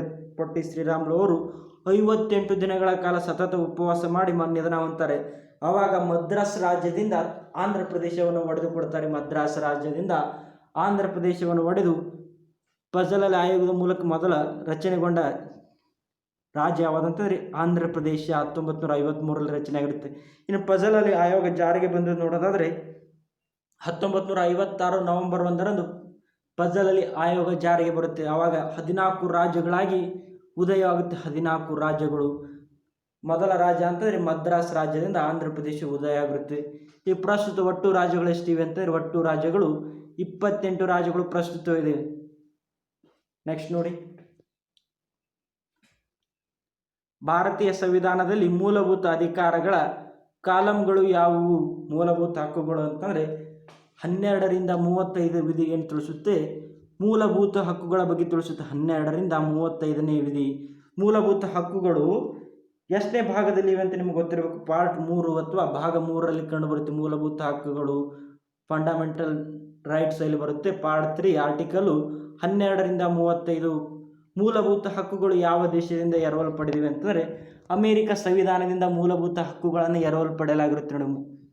ಇನ್ನು ಮೂಲಭೂತ ಹಕ್ಕುಗಳ ಸಂವಿಧಾನ ರಚನಾ ಸಮಿತಿಯಲ್ಲಿ ಮುಖ್ಯಸ್ಥರು ಯಾರಾಗಿರ್ತಾರೆ? ಮೂಲಭೂತ ಹಕ್ಕುಗಳ ಸಮಿತಿಯ ಮುಖ್ಯಸ್ಥರು ಸರ್ದಾರ್ ವಲ್ಲಭಾಯ್ ಪಟೇಲರಾಗಿರ್ತಾರೆ. ಇನ್ನು ಮೂಲಭೂತ ಹಕ್ಕುಗಳ ಉಪಸಮಿತಿಯ ಮುಖ್ಯಸ್ಥರು JB ಕೃಪಲಾನಿಯವರಾಗಿರ್ತಾರೆ ನೋಡಿ. JB ಕೃಪಲಾನಿಯವರು ಮೂಲಭೂತ ಹಕ್ಕುಗಳ ಉಪಸಮಿತಿಯಾಗಿರ್ತಾರೆ. ನೆಕ್ಸ್ಟ್ ನೋಡಿ, ಪರಿಸರವನ್ನು ರಕ್ಷಿಸುವುದು ಮತ್ತು ಸುಧಾರಿಸುವ ಹಾಗೂ ಅರಣ್ಯ ಮತ್ತು ವನ್ಯ ಮೃಗಗಳನ್ನು ಕಾಪಾಡುವುದು ಇದು ಅಂತ ಕೇಳಿದ್ದಾರೆ. ಮೂಲಭೂತ ಅಧಿಕಾರ, ಮೂಲಭೂತ ಕರ್ತವ್ಯ. ಆಪ್ಷನ್ ಸಿ ರಾಜನೀತಿಯ ಸಾಮಾನ್ಯ ನಿರ್ದೇಶಕ ನಿಯಮ ಅಂತ ಕೇಳಿದ್ದಾರೆ. ಇದೆಲ್ಲಿ ಬರುತ್ತೆ ಅಂದರೆ ರಾಜನಿರ್ದೇಶಕ ತತ್ವಗಳಲ್ಲಿ ಬರುತ್ತೆ. ವನ್ಯಜೀವಿ ಸಂರಕ್ಷಣೆ, ಅರಣ್ಯ ಸಂರಕ್ಷಣೆ ಬಗ್ಗೆ ಬರುವುದು ರಾಜನೀತಿ ನಿರ್ದೇಶಕ ತತ್ವಗಳಲ್ಲಿ ಬರುತ್ತೆ. ಎಷ್ಟನೇ ವಿಧಿ ಅಂತಂದ್ರೆ ನಿಮ್ಗೆ ಗೊತ್ತಿರಬೇಕು. ರಾಜನಿರ್ದೇಶಕ ತತ್ವಗಳಲ್ಲಿ 48ನೇ ವಿಧಿ ಬರುತ್ತೆ ನೋಡಿ. 48ನೇ ವಿಧಿ ಏನು ಹೇಳುತ್ತೆ? ಕೃಷಿ ಮತ್ತು ಪಶು ಸಂಗೋಪನೆ ಅಭಿವೃದ್ಧಿ. 48ನೇ ವಿಧಿ ಏನು ಹೇಳುತ್ತೆ? ಕೃಷಿ ಮತ್ತು ಪಶು ಸಂಗೋಪನೆ ಅಭಿವೃದ್ಧಿಗಳ ಬಗ್ಗೆ 48ನೇ ವಿಧಿ ತಿಳಿಸುತ್ತೆ. ಇನ್ನು 48ನೇ ವಿಧಿ ಏನಂತ ತಿಳಿಸುತ್ತೆ ಅಂತಂದರೆ 48ನೇ ವಿಧಿ ಅರಣ್ಯ, ವನ್ಯಜೀವಿ ಮತ್ತು ಪರಿಸರದ ಸಂರಕ್ಷಣೆ ಕುರಿತು, ಅರಣ್ಯ, ವನ್ಯಜೀವಿ, ಮೃಗಗಳ ಕುರಿತು ಯಾವ್ದು ಹೇಳುತ್ತೆ? 48A ನೋಡಿ. 48A. ಈಗ ನಮಗೆ ಸಂಬಂಧ ಕೊಟ್ಟಿರೋದು ಯಾವುದಿದೆ? 48ನೇ ವಿಧಿ ನೋಡಿ. ಪರಿಸರವನ್ನು ರಕ್ಷಿಸುವುದು ಮತ್ತು ಸುಧಾರಿಸುವುದು ಮತ್ತು ಅರಣ್ಯ ಮೃಗಗಳನ್ನು ಕಾಪಾಡುವುದು ಯಾವ ವಿಧಿಯಲ್ಲಿದೆ ಅಂತ 48A ವಿಧಿಯಲ್ಲಿ. ಇನ್ನು 48ನೇ ವಿಧಿ ಏನು ಹೇಳಿದೆ? ಕೃಷಿ ಮತ್ತು ಪಶು ಸಂಗೋಪನೆ ಅಭಿವೃದ್ಧಿ 48ನೇ ವಿಧಿ ತಿಳಿಸುತ್ತೀವಿ. ಎಲ್ಲಿ ಬರುತ್ತೆ? ರಾಜನೀತಿ ನಿರ್ದೇಶಕ ತತ್ವಗಳಲ್ಲಿ. ಇನ್ನು ರಾಜನೀತಿ ನಿರ್ದೇಶಕ ತತ್ವಗಳು ಐರ್ಲ್ಯಾಂಡ್ ದೇಶದಿಂದ ಎರವಲು ಪಡೆಯಲಾಗಿರುತ್ತೆ. ಐರ್ಲ್ಯಾಂಡ್ ದೇಶದಿಂದ ರಾಜನೀತಿ ನಿರ್ದೇಶಕ ತತ್ವಗಳು ಎರವಲು ಪಡೆಯಲಾಗಿದೆ. ನೆಕ್ಸ್ಟ್ ನೋಡಿ, ಭಾರತೀಯ ರಾಷ್ಟ್ರೀಯ ಕಾಂಗ್ರೆಸ್ನ ಪ್ರಪ್ರಥಮ ಅಧಿವೇಶನದ ಅಧ್ಯಕ್ಷತೆಯನ್ನು ಯಾರು ವಹಿಸಿದ್ದರು? ಉಮೇಶ್ ಚಂದ್ರ ಬ್ಯಾನರ್ಜಿ, ಯೆಹೂಮ್, ರಾಸ್ ಬಿಹಾರಿ ಬೋಸ್, ಮೋತಿಲಾಲ್ ನೆಹರು. ಯಾರಂತಂದರೆ ಮೊದಲ ಅಧ್ಯಕ್ಷತೆಯನ್ನು ಉಮೇಶ್ ಚಂದ್ರ ಬ್ಯಾನರ್ಜಿ ಅಥವಾ WC ಬ್ಯಾನರ್ಜಿ ಅಂತ ಕೇಳಿರ್ತೀವಿ. ಅವರ ಪೂರ್ಣ ಹೆಸರು ಅಂತಂದರೆ ಉಮೇಶ್ ಚಂದ್ರ ಬ್ಯಾನರ್ಜಿ. WC ಬ್ಯಾನರ್ಜಿ ಅಂತಂದರೆ ಉಮೇಶ್ ಚಂದ್ರ ಬ್ಯಾನರ್ಜಿ. ಎಲ್ಲಿ ನಡೆದಿರುತ್ತೆ? 1885ರಲ್ಲಿ ಮುಂಬಯಿಯ ತೇಜ್ಪಾಲ್ ಸಂಸ್ಕೃತ ಭವನದಲ್ಲಿ ನಡೆದಿರುತ್ತೆ ನೋಡಿ. ತೇಜ್ಪಾಲ್ ಸಂಸ್ಕೃತ ಭವನದಲ್ಲಿ ಮೊದಲ ಅಧಿವೇಶನವನ್ನು ನಡೆಸಲಾಗಿರುತ್ತೆ. ಒಟ್ಟು 72 ಜನ ಭಾಗವಹಿಸಿರ್ತಾರೆ ಮೊದಲ ಅಧಿವೇಶನದಲ್ಲಿ. ಇನ್ನು ಇಂಡಿಯನ್ ನ್ಯಾಷನಲ್ ಕಾಂಗ್ರೆಸ್ನ ಸ್ಥಾಪಕರು ಯಾರಂತಂದರೆ ಯೆಹೂಮ್ ಅವರು ಇಂಡಿಯನ್ ನ್ಯಾಷನಲ್ ಕಾಂಗ್ರೆಸ್ ಪಕ್ಷದ ಸ್ಥಾಪಕರು 1885ರಲ್ಲಿ ಪ್ರಾರಂಭಿಸಿರ್ತಾರೆ. ಅವಾಗಿದ್ದಂಥ ಗವರ್ನರ್ ಯಾರಂತಂದರೆ ಲಾರ್ಡ್ ಡಫ್ರಿನ್ ಅವರು. INCಯನ್ನು ಇದನ್ನು ಕಳಕು ವಸ್ತು ಅಂತ ಕರೀತಾನೆ. ಲಾರ್ಡ್ ಡಫ್ರಿನ್ ಏನಂತ ಕರೀತಾನೆ? INCಯನ್ನು ಕುರಿತು ಏನು ಟೀಕಿಸ್ತಾನೆ ಅಂತಂದರೆ INC ಒಂದು ಕೊಳಕು ವಸ್ತು ಅಂತ ಕರೆದಿದ್ದಾನೆ. ನೆಕ್ಸ್ಟ್ ನೋಡಿ, ಯಾವ ದೇಶದಲ್ಲಿ ಏಕರೂಪ ನಮೂನೆಯ ಸರ್ಕಾರವಿದೆ? Russia, Japan, Canada, Brazil. ಎಲ್ಲಿದೆ ಅಂತಂದರೆ ಜಪಾನ್ ದೇಶದಲ್ಲಿ ಏಕರೂಪ ನಮೂನೆಯ ಸರ್ಕಾರ ಅಂತ ಯೂನಿಫಾರ್ಮ್ ಸಿವಿಲ್ ಕೋಡ್ ಜಾರಿ ಇರುವ ಸರ್ಕಾರ ಯಾವುದು ಅಂತಂದರೆ ಜಪಾನು. ಇನ್ನು ನಮ್ಮ ರಾಜ್ಯದಲ್ಲಿ ಕೂಡ ಒಂದು ರಾಜ್ಯದ ಏಕರೂಪ ನಾಗರಿಕತೆ ಜಾರಿಯಲ್ಲಿರುವ ರಾಜ್ಯ ಯಾವುದಂತಂದರೆ ಏಕೈಕ ರಾಜ್ಯ ಗೋವಾ ರಾಜ್ಯದಲ್ಲಿ ಯೂನಿಫಾರ್ಮ್ ಸಿವಿಲ್ ಕೋಡ್ ಜಾರಿಯಲ್ಲಿದೆ. UCC ಜಾರಿಯಲ್ಲಿರುವ ಏಕೈಕ ರಾಜ್ಯ ಇದು. 44ನೇ ವಿಧಿಯಲ್ಲಿ ಯೂನಿಫಾರ್ಮ್ ಸಿವಿಲ್ ಕೋಡ್ ಬಗ್ಗೆ ಉಲ್ಲೇಖಿತ ನೋಡಿ. ಇದು ಕೂಡ ರಾಜ್ಯ ನಿರ್ದೇಶಕ ತತ್ವದಲ್ಲಿ ಕಂಡು ಬರುತ್ತೆ 44ನೇ ವಿಧಿ. ಏಕರೂಪ ನಾಗರಿಕತೆಯಲ್ಲಿ ಕಂಡು ಬರುತ್ತೆ ಅಂದರೆ 44ನೇ ವಿಧಿ ರಾಜ್ಯ ನಿರ್ದೇಶಕ ತತ್ವಗಳಲ್ಲಿ ಕಂಡು ಬರುತ್ತೆ. ನೆಕ್ಸ್ಟ್ ನೋಡಿ, ಯಾವ ಕಲಂ ಅನ್ವಯ ರಾಜ್ಯದಲ್ಲಿ ರಾಷ್ಟ್ರಪತಿ ಶಾಸನ ಜಾರಿಗೊಳಿಸಲಾಗುತ್ತದೆ? 352ನೇ ಕಲಂ, 356ನೇ ಕಲಂ, 360ನೇ ಕಲಮು. Option D 366ನೇ ಕಲಮು. ರಾಜ್ಯದಲ್ಲಿ ರಾಷ್ಟ್ರಪತಿ ಆಳ್ವಿಕೆಗೊಳಿಸುವುದು ಯಾವ ಕಲಂ ಅಂತಂದರೆ 356ನೇ ಕಲಂ ಪ್ರಕಾರ ರಾಜ್ಯದಲ್ಲಿ ರಾಷ್ಟ್ರಪತಿ ಆಳ್ವಿಕೆಯನ್ನು ಹೇರಬಹುದು. ಇನ್ನು ಪಾರ್ಟ್ ಎಷ್ಟನೇದಲ್ಲಿ ಬರುತ್ತೆ ಅಂತಂದರೆ ರಾಷ್ಟ್ರೀಯ ತುರ್ತು ಪರಿಸ್ಥಿತಿಗಳ ಬಗ್ಗೆ ತಿಳಿಸುವ ಭಾಗ ಅಂತಂದರೆ ಪಾರ್ಟ್ 16 ಭಾಗ 16ರಲ್ಲಿ ವಿಧಿಗಳಲ್ಲಿ ಅಂತಂದರೆ ತುರ್ತು ಪರಿಸ್ಥಿತಿಗಳ ಬಗ್ಗೆ 352ರಿಂದ 360ನೇ ವಿಧಿ ತಿಳಿಸುತ್ತೆ. 360ನೇ ವಿಧಿ. ಇನ್ನು ರಾಜ್ಯದಲ್ಲಿ ರಾಷ್ಟ್ರಪತಿ ಆಳ್ವಿಕೆ ಮಾಡೋದು ಯಾವುದಂತಂದರೆ 356ನೇ ವಿಧಿಯ ಪ್ರಕಾರ ಆ ರಾಜ್ಯದಲ್ಲಿ ಆಡಳಿತ ಮಾಡಲು ಸರ್ಕಾರ ವಿಫಲವಾದಾಗ ಹೇರುವ ಅಧಿಕಾರ ಯಾರಿಗಿರುತ್ತೆ ಅಂತಂದರೆ ರಾಜ್ಯಪಾಲರ ಶಿಫಾರಸಿನ ಮೂಲಕ ರಾಷ್ಟ್ರಪತಿಯವರು ರಾಷ್ಟ್ರೀಯ ತುರ್ತು ಪರಿಸ್ಥಿತಿಯನ್ನು ಘೋಷಿಸಬಹುದು. ನಮ್ಮ ಕರ್ನಾಟಕದಲ್ಲಿ ಒಟ್ಟು 6 ಬಾರಿ ರಾಷ್ಟ್ರಪತಿ ಆಳ್ವಿಕೆ ಒಳಪಟ್ಟಿದೆ. 6 ಬಾರಿ. ಇನ್ನು ಮೊದಲ ರಾಷ್ಟ್ರಪತಿ ಆಳ್ವಿಕೆಗೆ ಒಳಪಟ್ಟ ರಾಜ್ಯ ಯಾವುದಂತ ಸ್ವತಂತ್ರ ಭಾರತ ಮೊದಲ ರಾಷ್ಟ್ರಪತಿ ಆಳ್ವಿಕೆಗೆ ಒಳಪಟ್ಟ ರಾಜ್ಯ ಅಂತಂದರೆ ಪಂಜಾಬ್ ನೋಡಿ. ನೆಕ್ಸ್ಟ್ ನೋಡಿ, ಈ ಕೆಳಗಿನವರುಗಳಲ್ಲಿ ಯಾರು ಭಾರತದ ಉಪರಾಷ್ಟ್ರಪತಿಯಾಗಿರಲಿಲ್ಲ? V V Giri, Krishnakant, B D Jatti, Giani Zail Singh. ಯಾರಂತಂದರೆ ಉಪರಾಷ್ಟ್ರಪತಿ ಯಾರಾಗಿರಲ್ಲ ಅಂತಂದರೆ ಗ್ಯಾನಿ ಜೈಲ್ ಸಿಂಗ್ ಅವರು ಆಗಿರೋರು ನೋಡಿ. ಇವರು ಭಾರತದ ರಾಷ್ಟ್ರಪತಿ ಮೊದಲ ಸಿಖ್ ರಾಷ್ಟ್ರಪತಿ ಯಾರಂತಂದರೆ ಗ್ಯಾನಿ ಜೈಲ್ ಸಿಂಗ್ ಅವರು ರಾಷ್ಟ್ರಪತಿ ಆಗಿರ್ತಾರೆ. ಆದರೆ ಇವರು ಉಪರಾಷ್ಟ್ರಪತಿ ಆಗಿರುವುದಿಲ್ಲ ಗ್ಯಾನಿ ಜೈಲ್ ಸಿಂಗು. ಇನ್ನು ವಿ ವಿ ಗಿರಿ ಅವರು ಕರ್ನಾಟಕದ ರಾಜ್ಯಪಾಲರಾಗಿ ಭಾರತ ಉಪರಾಷ್ಟ್ರಪತಿಯಾಗಿ ಭಾರತದ ರಾಷ್ಟ್ರಪತಿ ಕೂಡ ಆಗಿರ್ತಾರೆ ವಿ ವಿ ಗಿರಿ ಅವರು. ಇನ್ನು ಕೃಷ್ಣಕಾಂತ್ ಅವರು ಅಧಿಕಾರದಲ್ಲಿ ನಿಧನ ಹೊಂದಿದ ಮೊದಲ ಉಪರಾಷ್ಟ್ರಪತಿ ಅಂತ ಈಗಾಗಲೇ ಹೇಳಿದ್ದೀನಿ, ಅವರೇ ಕೇವಲ ಉಪರಾಷ್ಟ್ರಪತಿ ಆಗಿರ್ತಾರೆ. ಇವರು ಬಿ ಡಿ ಜತ್ತಿಯವರು ಕರ್ನಾಟಕದ ಮುಖ್ಯಮಂತ್ರಿಯಾಗಿ ಮತ್ತು ಭಾರತದ ಉಪರಾಷ್ಟ್ರಪತಿ ಆಗಿರ್ತಾರೆ. ಬಿ ಡಿ ಜತ್ತಿಯವರು ಕರ್ನಾಟಕ ಮೂಲದವರು. ಬಿ ಡಿ ಜತ್ತಿಯವರು ಇವರು ಉಪರಾಷ್ಟ್ರಪತಿ ಮತ್ತು ರಾಷ್ಟ್ರಪತಿಗಳ ಕುರಿತು ಐಡಾಸ್ ಫೋರಂ ವತಿಯಿಂದ ಟ್ರಿಕ್ಸನ್ನು ಮಾಡಲಾಗಿದೆ. ಐಡಾಸ್ ಫೋರಂ ಪ್ಲೇ ಲಿಸ್ಟ್ನಲ್ಲಿ ಹೋಗಿ ಅಲ್ಲಿ ಕೂಡ ನೀವು ನೋಡ್ಬೋದು. ರಾಷ್ಟ್ರಪತಿ ಮತ್ತು ಉಪರಾಷ್ಟ್ರಪತಿ ಪ್ರಧಾನಮಂತ್ರಿಗಳ ಕುರಿತು ಟ್ರಿಕ್ಸನ್ನು ಮಾಡಲಾಗಿದೆ, ಅಲ್ಲಿ ಕೂಡ ನೀವು ನೋಡ್ಬೋದು. ಇಲ್ಲಿಗೆ 1ರಿಂದ 50 ಪ್ರಶ್ನೆಗಳನ್ನು ಡಿಸ್ಕಷನ್ ಮಾಡಿದ್ದೀವಿ ಪಾರ್ಟ್ 1ರಲ್ಲಿ. ಇನ್ನು ಉಳಿದ ಹೇಳಿದಿನ 51ರಿಂದ 100 ಪ್ರಶ್ನೆಗಳು ಕೆಳಗಡೆ ಲಿಂಕನ್ನು ಕೊಡಲಾಗಿರುತ್ತೆ, ಅಲ್ಲಿ ಕೂಡ ಇದರ ಮುಂದಿನ ಸೀರೀಸನ್ನು ನೀವು ನೋಡಬಹುದು. ಒಂದು ವಿಶೇಷ ಸೂಚನೆ ನೋಡಿ, ಇಲ್ಲಿ ನಾವು ಚರ್ಚಿಸಿರುವ ಉತ್ತರಗಳು ಆಫೀಸಿಯಲ್ ಕೀ ಉತ್ತರಗಳಾಗಿದ್ದು, ಆದರೆ ನಿಮಗೆ ಏನಾದರೂ ಯಾವುದೇ ಪ್ರಶ್ನೆಗಳ ಉತ್ತರಕ್ಕೆ ಸಂಬಂಧಪಟ್ಟಂತೆ ಗೊಂದಲಗಳಿದ್ದರೆ ಕಮೆಂಟ್ ಬಾಕ್ಸ್ನಲ್ಲಿ ಪ್ರಶ್ನೆ ಸಂಖ್ಯೆ ಮತ್ತು ನಿಮ್ಮ ಉತ್ತರವನ್ನು ಹಾಕಿ. ನಮ್ಮ ಐಡಾಸ್ ಫೋರಂ ತಂಡ ಇದನ್ನು ಚರ್ಚಿಸಿ ತಪ್ಪಾಗಿದ್ದಲ್ಲಿ ಹೊಸ ಉತ್ತರವನ್ನು ಡಿಸ್ಕ್ರಿಪ್ಷನ್ ಬಾಕ್ಸ್ನಲ್ಲಿ ಪ್ರಕಟಿಸಲಾಗುವುದು. ಒಮ್ಮೆ ಡಿಸ್ಕ್ರಿಪ್ಷನ್ ಬಾಕ್ಸನ್ನು ನೋಡಬೇಕಾಗಿ ವಿನಂತಿ. Thank you. ನಮ್ಮ ತಂಡ ಕರ್ನಾಟಕದಲ್ಲಿ ಮೊಟ್ಟ ಮೊದಲ ಬಾರಿಗೆ NCERT ಸ್ಟೇಟ್ ಬುಕ್ಸು 1000ಕ್ಕೂ ಹೆಚ್ಚಿನ ಪ್ರಶ್ನೆ ಪತ್ರಿಕೆಗಳ ಚರ್ಚೆ ಟೆಲಿಗ್ರಾಮ್ ಗ್ರೂಪ್ನಲ್ಲಿ ದಿನನಿತ್ಯ 100ಕ್ಕೂ ಹೆಚ್ಚು ಕ್ವಿಜ್ ಮತ್ತು ಸ್ಟ್ಯಾಂಡರ್ಡ್ ಪುಸ್ತಕವನ್ನು ಸಂಪೂರ್ಣವಾಗಿ ಚರ್ಚಿಸುವ ಹೊಸ ಪ್ರಯತ್ನಕ್ಕೆ ಕೈ ಹಾಕಿದ್ದೇವೆ. ಇದಕ್ಕೆ ನಿಮ್ಮ ಸಹಕಾರ ತುಂಬಾ ಅಗತ್ಯ. ನಮ್ಮ ಟೆಕ್ನಿಕಲ್ ಟೀಮ್ ಮತ್ತು ಹೊಸ ಟೆಕ್ನಾಲಜಿ ಅಳವಡಿಕೆಗೆ ನೀವು ಜೈನ್ ಆಪ್ಷನ್ ಮೂಲಕ ಸಹಾಯ ಮಾಡಬಹುದು. ಶಿಶು 29 ರೂಪೀಸ್ಗಳು, ಕಿಶೋರ 59 ರೂಪೀಸ್ಗಳು, ತರುಣ 159 ರೂಪೀಸ್ಗಳು. ಅದು ಸಾಧ್ಯವಾಗದಿದ್ದ ಪಕ್ಷದಲ್ಲಿ ಸಬ್ಸ್ಕ್ರೈಬ್ ಮಾಡುವ ಮುಖಾಂತರ ನಮಗೆ ಬೆಂಬಲ ಸೂಚಿಸಬಹುದು. ನೋಟ್: ಹೆಚ್ಚು ಬಂದ ಹಣವನ್ನು ಐಡಾಸ್ ಫೋರಂ ವತಿಯಿಂದ ಚಾರಿಟೇಬಲ್ ಟ್ರಸ್ಟ್ ಮೂಲಕ ಬಡ ವಿದ್ಯಾರ್ಥಿಗಳ ವಿದ್ಯಾಭ್ಯಾಸಕ್ಕಾಗಿ ಸಹಾಯ ಮಾಡಲಾಗುವುದು. ಈ ವಿಡಿಯೋ ಇಷ್ಟ ಆದಲ್ಲಿ ಲೈಕ್ಸ್ ಮಾಡಿ, ಶೇರ್ ಮಾಡಿ, ಆದಷ್ಟು ಕಮೆಂಟ್ ಮಾಡಿ. ಇನ್ನು ನಮ್ಮ ಚಾನಲ್ ಯಾರು ಸಬ್ಸ್ಕ್ರೈಬ್ ಆದರೂ ಪ್ಲೀಸ್ ಸಬ್ಸ್ಕ್ರೈಬ್ ಆಗಿ. Thank you everyone. God bless you all.